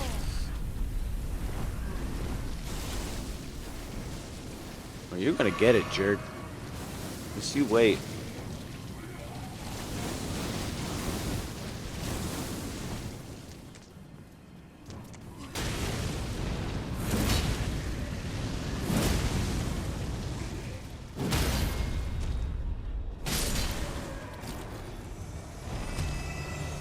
Gosh. Holy moly, it's dark in here.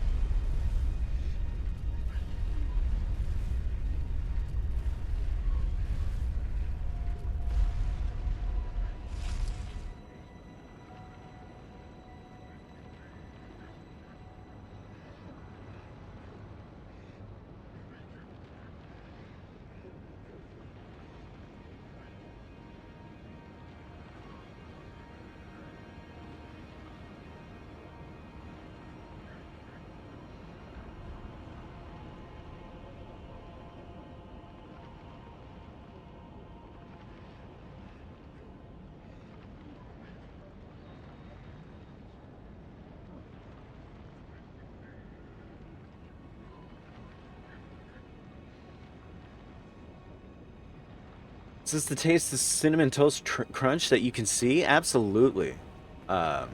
Here's some of it right here. It's right there. It's right there. Hey. Hey, cinnamon toast crunch flavor you can see. How are you, Mr. Karate?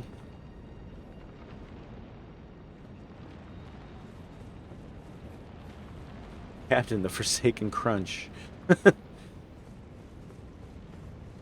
Captain Crunch of Crunchtopia.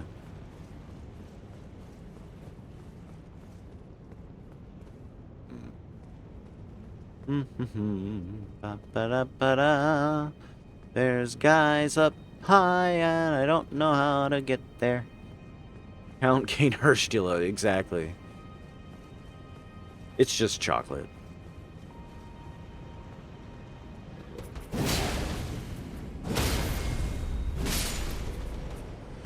Oh.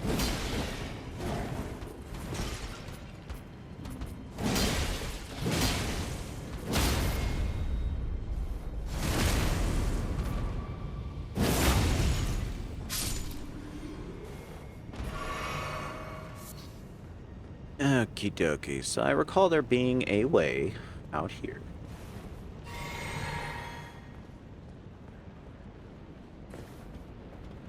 Let's see. Again, we're confronted with human depictions. But interestingly enough, this building seems to have been built in front of it.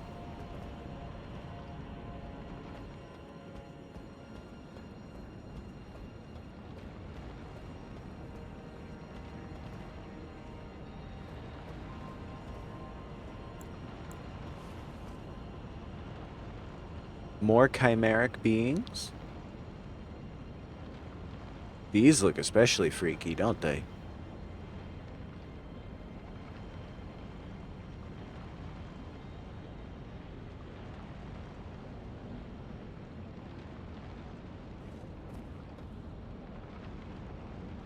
This upper lintel seems especially interesting. What's your college poster? Brings you back to them dorm room days here in the Farum Azula U. Ah, my alma mater. Hey, little crow witch, welcome in.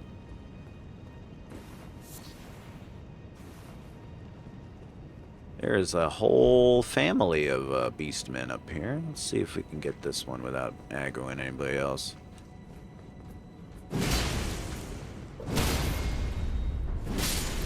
Alright.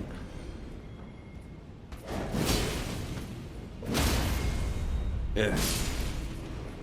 Your head feels bonkers, I bet, with that weird, with the waking up, the way you did. Thank you for shouting out Mr. Karate. He says, "Hiya, I'm a rabbit. I want to eat ice cream and quit your job. Join me, Mr. Carrots. Help me paint Foamcraft and troubleshoot my stream."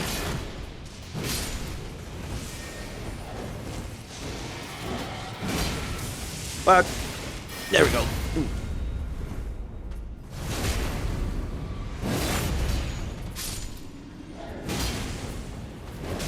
Fuck. Oh, man. My stamina ran out. Boo. I'm sad about that death. A tub of moose tracks. That's disgusting. Oh, shit. What's better? Man, I have to do all that again. Okay.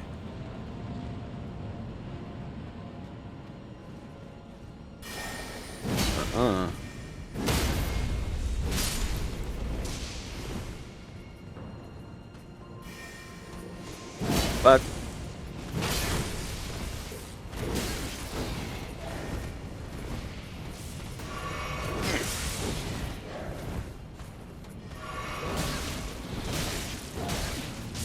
Fuck me. Ah, he got me. Well, there goes all my runes. Ay, ay, ay. This is a crappy grace site. It starts you in a very shitty combat situation. Which means I think I'll just come from this direction instead.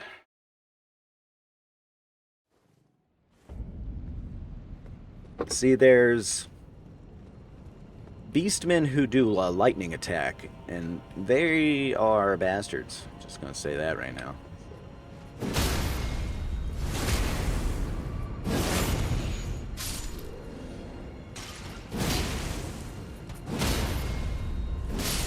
These guys aren't bad if you can get the best of them, but I'm near out of stamina by the time I do so.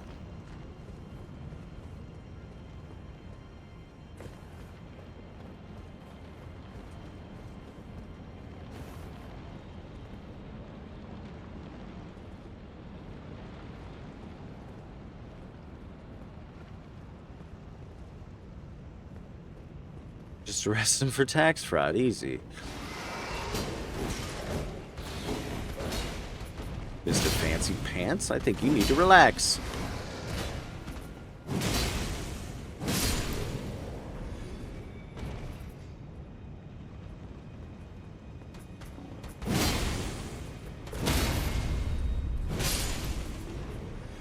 Arrest him for balls. Ma'am, your balls are under arrest.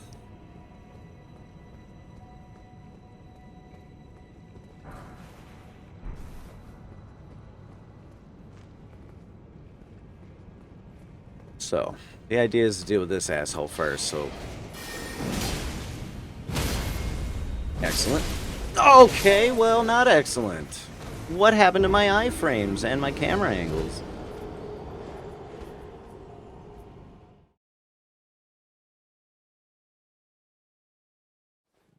That kind of sucked. There was a big camera angle swoop at a bad moment.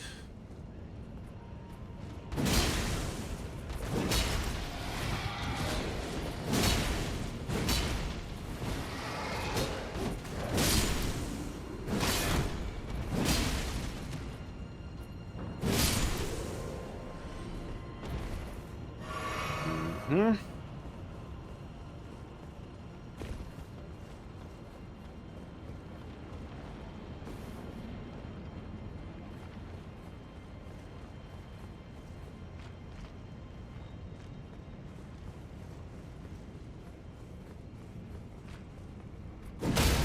Surprise, mother liquor. Surprise. Kill all y'all. Alright. Also, I do have magic. Ooh, that one almost spotted me. Can I hit you from here? Yes, although it did aggro everybody else. Fuck. Whoa, that was close. Let's reset, shall we? First things first, we're grabbing the thing. Whatever it was he's guarding, it's mine now.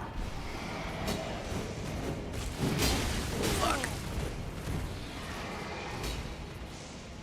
Oh, there's our guy. Fuck.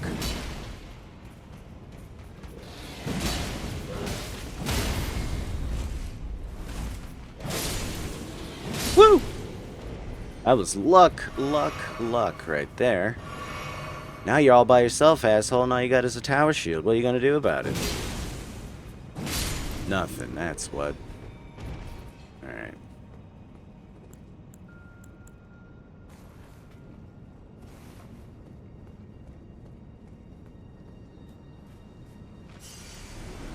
Nowhere near what I lost.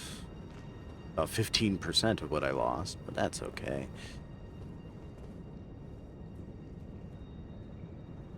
Well, we gain the ability to raise yet another Spirit Ash to +10 if we want. But that seems to be, excuse me, about it for in here.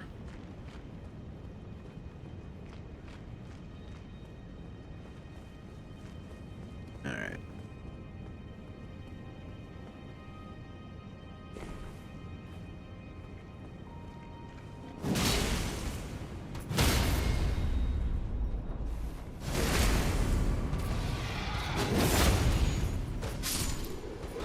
Oh, I jumped your attack. Did you like that? Hope you liked it.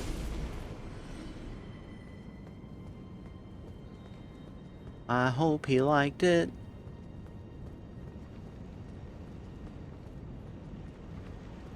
Alright, I guess we can go out this way. Yes. Perfect. Alright.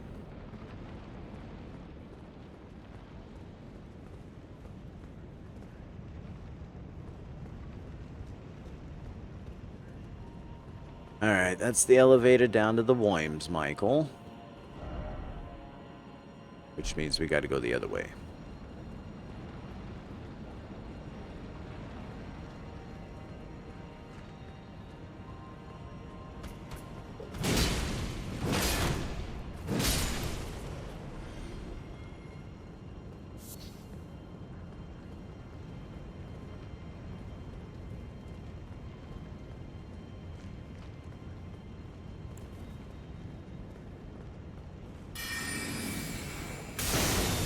Come on, man. Just a little higher, please.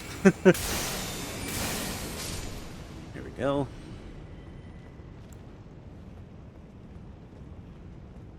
Uh-oh.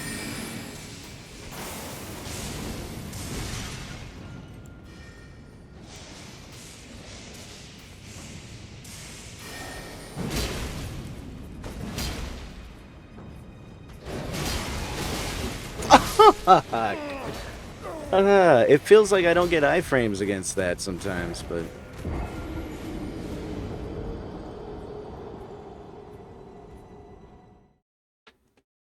yeah, they devised themselves some very nasty rooms here. I have iframes, it's true.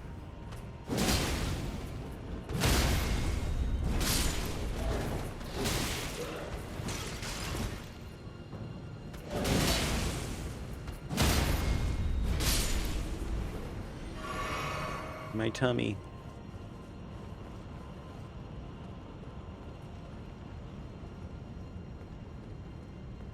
Alright.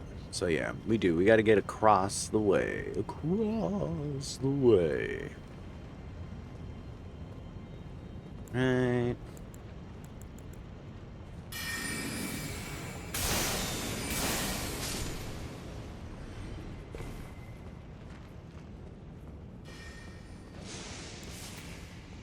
How about if I just run? Haha! Wait, there's a grace site here the whole time? Well, I'm an idiot. Ow.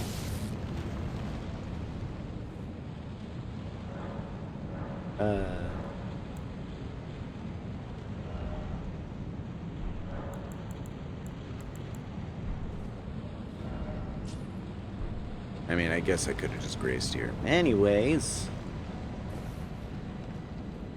The way forward appears through the rubble.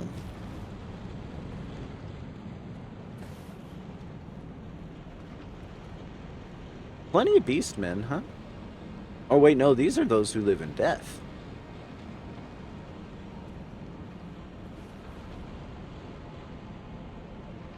Beastmen who live in death. Huh. I wonder if they resurrect like regular those who live in death. Oh, there's another damn dragon over there.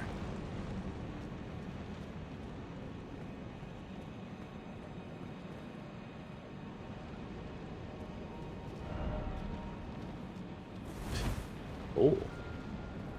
Oh, I thought this was the way in. I was like, there we go.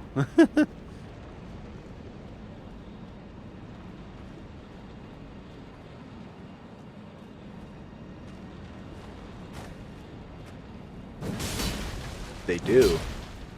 I mean, unless that happens to them.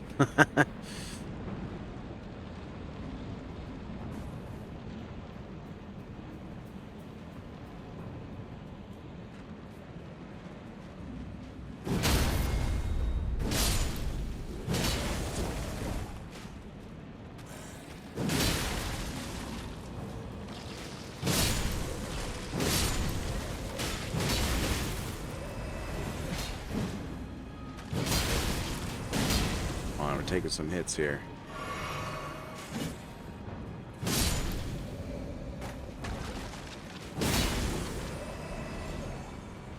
Ow, fuck.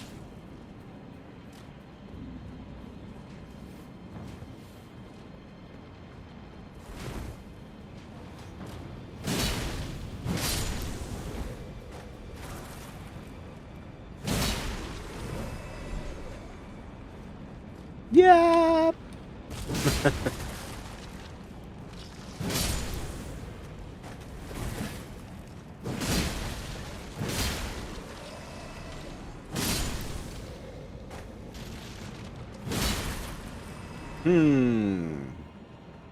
Yeah, I think you said about a previous Deathblight infestation might be something indeed.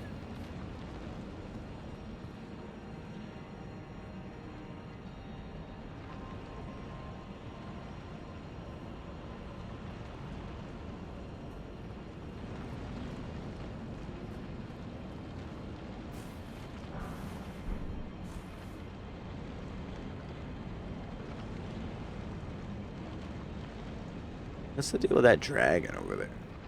Just chilling.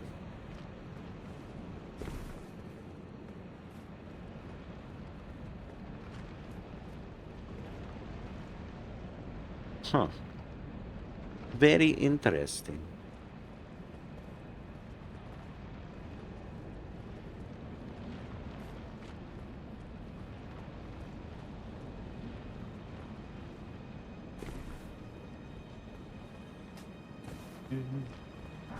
Golden arrow? Ow! Well, wonder who won that duel. All right.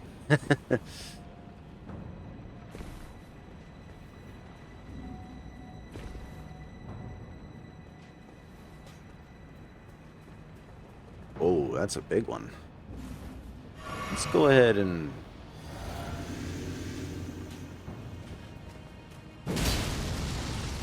Woo!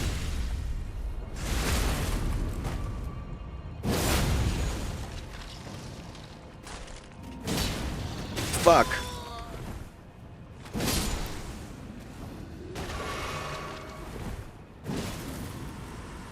Okay. Now, how do I get to you? I mean, without being an archer, obviously. He had a fire breath attack, though, didn't he?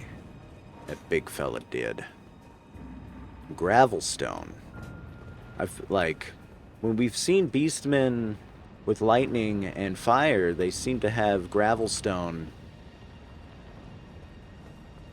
as part of their possible drops. Oh, this is another big one.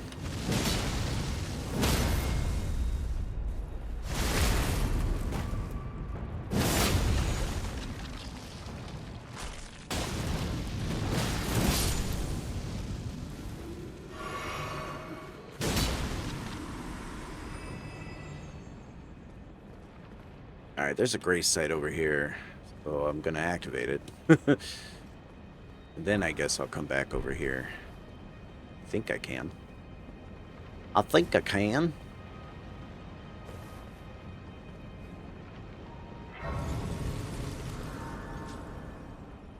Maybe not.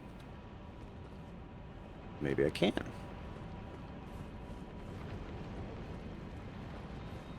Nope. Fuck!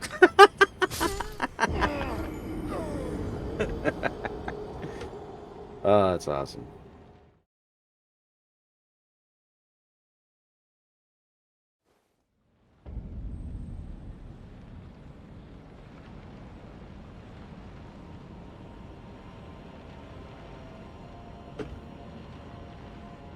That was funny. Alright, let's see. I think if I jump well enough, I should be able to... Yeah! There we go. Safe and sound.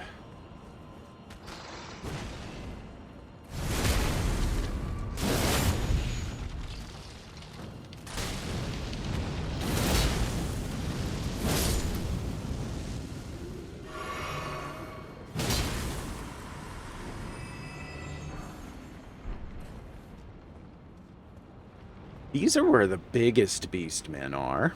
Ow!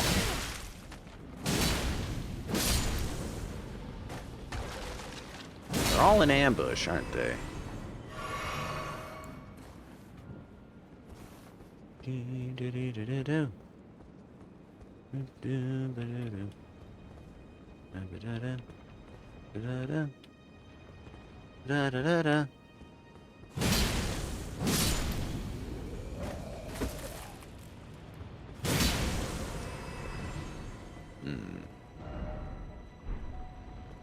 This all seems very interesting. Beastmen are such interesting people. Yep. Ooh, there's a ladder right here. Hot diggity dog. Let us climb it and see.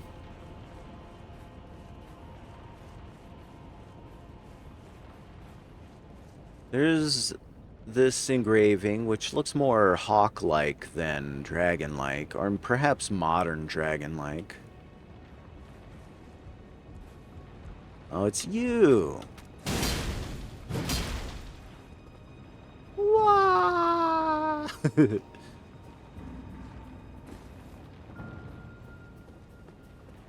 This grave looks especially important. Thank you for the follow, EU Pitch. Appreciate you. More grave, a great grave glovewort. Oh, there y'all are. I was wondering where you guys were gonna... It's fine. Y'all hang out. I'll see you later.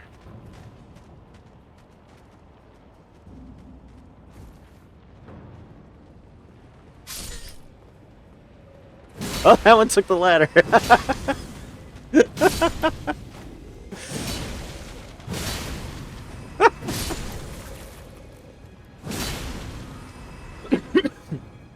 Fabulous. That was great. Wait, can we not jump up here? Oh man, we gotta double back the other way. Anyway, it turned out to be a sound strategy. Yeah, thanks for following you, Pitch. I hope you're interested in the DLC and talking about the lore of this game. I'm not the best combatant, but I do know a thing or two about a thing or two, I guess. Yep. I don't really want to fight him again.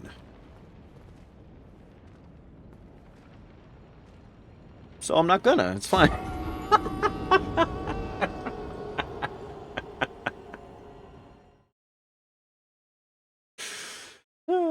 Well, we got everything. I think that was around there, and this is where I was headed back to anyway, and that was not a significant quantity of runes I had, so big whoop. A big whoop. But yeah, I think I had to get the stream wrapped here pretty soon. I wanted to do a short morning sesh, so maybe we'll see what's going on for this evening. But I believe we're already like in the second half of Farum,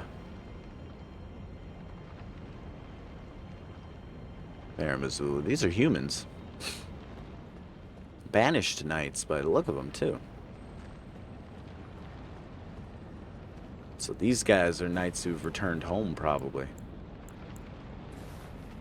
Ah, there's our guy right there. Hey, mister.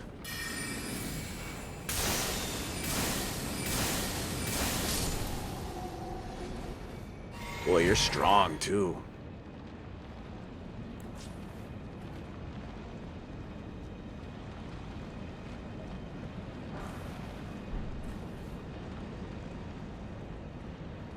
Yeah, we're about halfway through the ruins, I guess.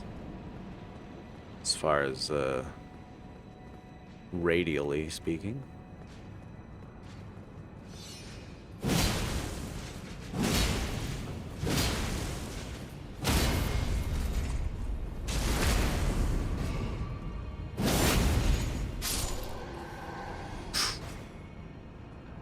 The Godslayer's greatsword is doing work. It's so heavy.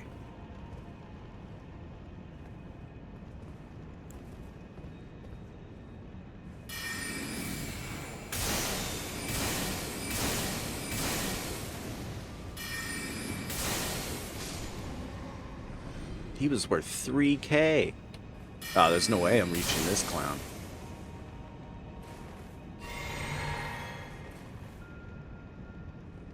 Oh, that's nice. Oh boy, I know what this room has in it.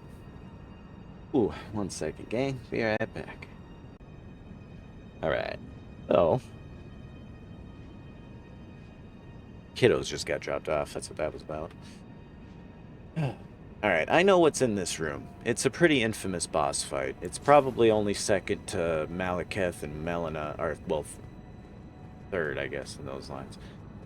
Oh, where did I go? I went and got my kids at the door. The door needed to be unlocked. That's that way in. But yeah, we're... maybe, just give me a couple minutes. I'll be done here. I told you right now. Yes, I did. Alrighty. Hi, Mr. Guy. Am I in range?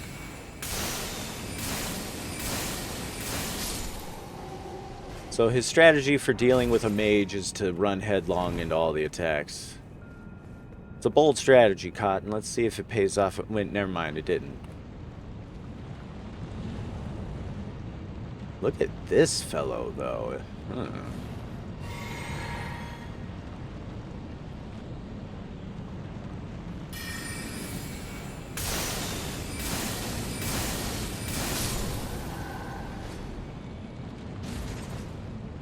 Banished Knight's Gauntlets. And a stone sword key.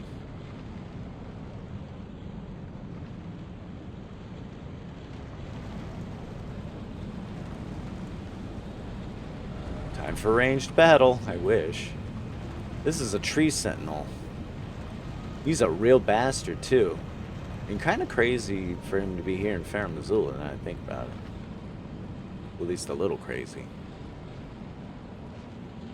Oh. Well, we went and done and let him get an attack off. See if he comes out here. Here we go. Excellent. Ooh, altered banished knight armor. Exciting. Well, I hope your move goes well, friend of frogs. You're not the only one who's come around saying that they got the approval recently for such things. I wonder if I could just... I can. Haha! I didn't know that. Alright. Holding 12. Killed that guy. Which forces us in here, basically. Less.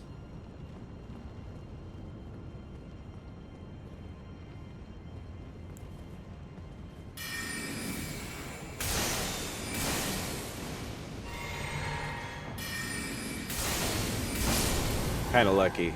Probably should have chugged my magic before killing him. Or attacking him.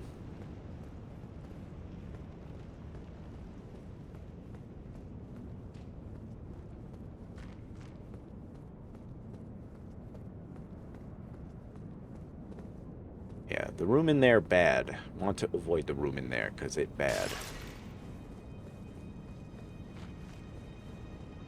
But I don't think we can do that anymore. No more avoidance.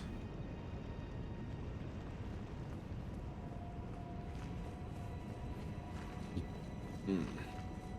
You got no more magic.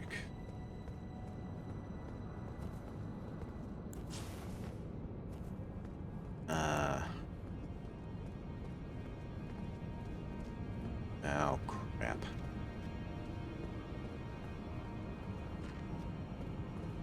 Okay. Oh. Is this... Bernal? Hi, Bernal. Yeah, sure, why not?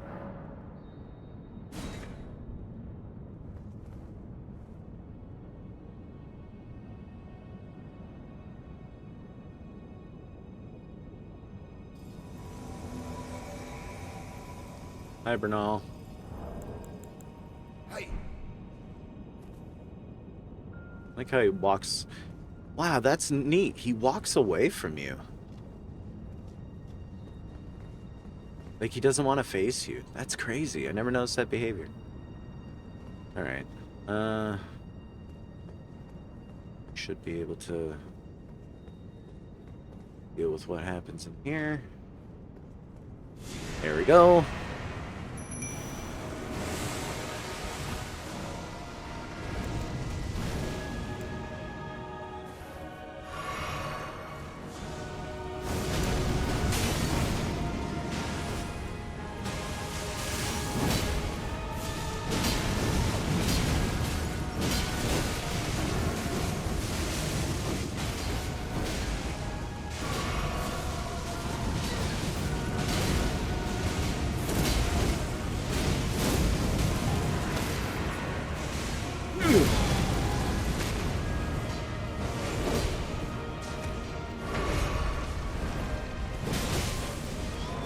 Fuck.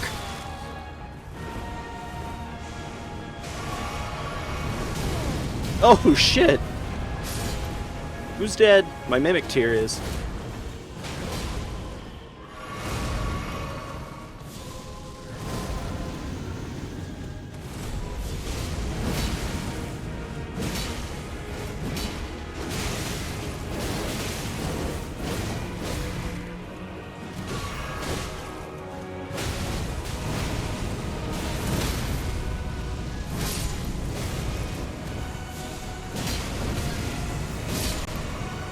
Fuck! They were still alive, though. Okay. Maybe we'll try that one more time before we quit. Because that wasn't too bad.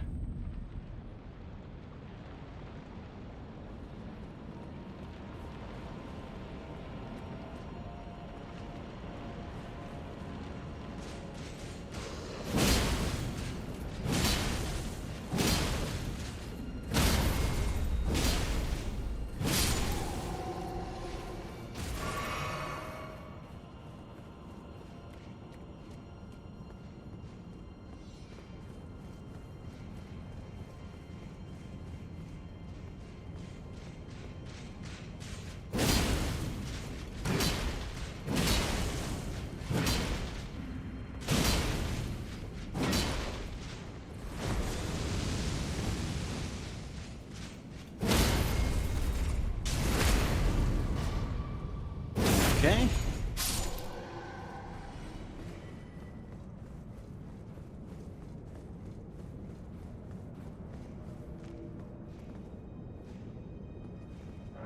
Bring it on back, recusant Bernal. I think I'm actually going to switch to the Darkmoon Greatsword for this and see what happens.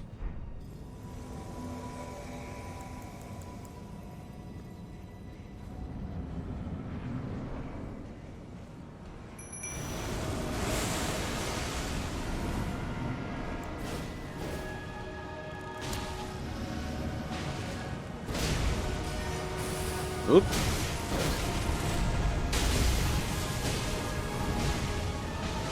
Oh, I didn't heal after the thing. That's what it was.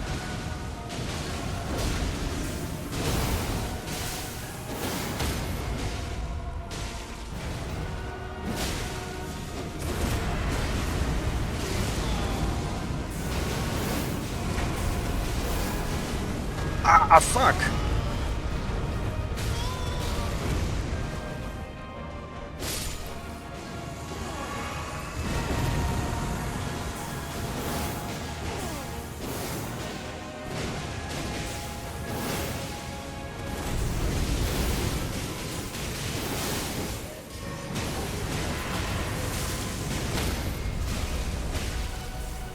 Okay.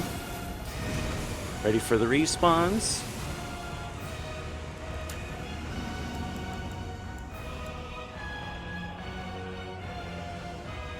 Hello?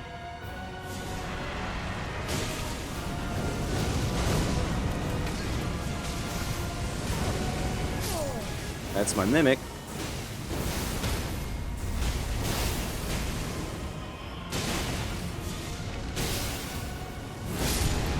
Alright, where's the last one?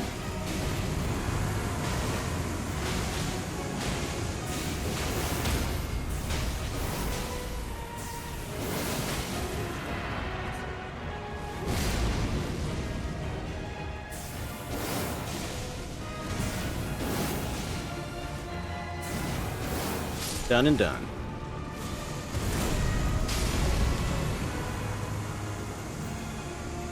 Thank you, Bernal.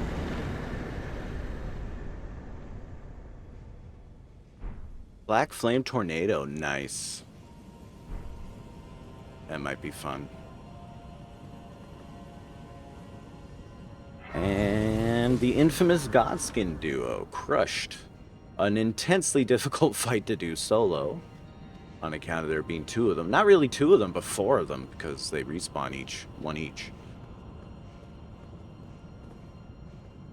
But we are going to leave the rest of this pretty chamber for us to analyze as best we can next time. Thanks so much for joining me this morning.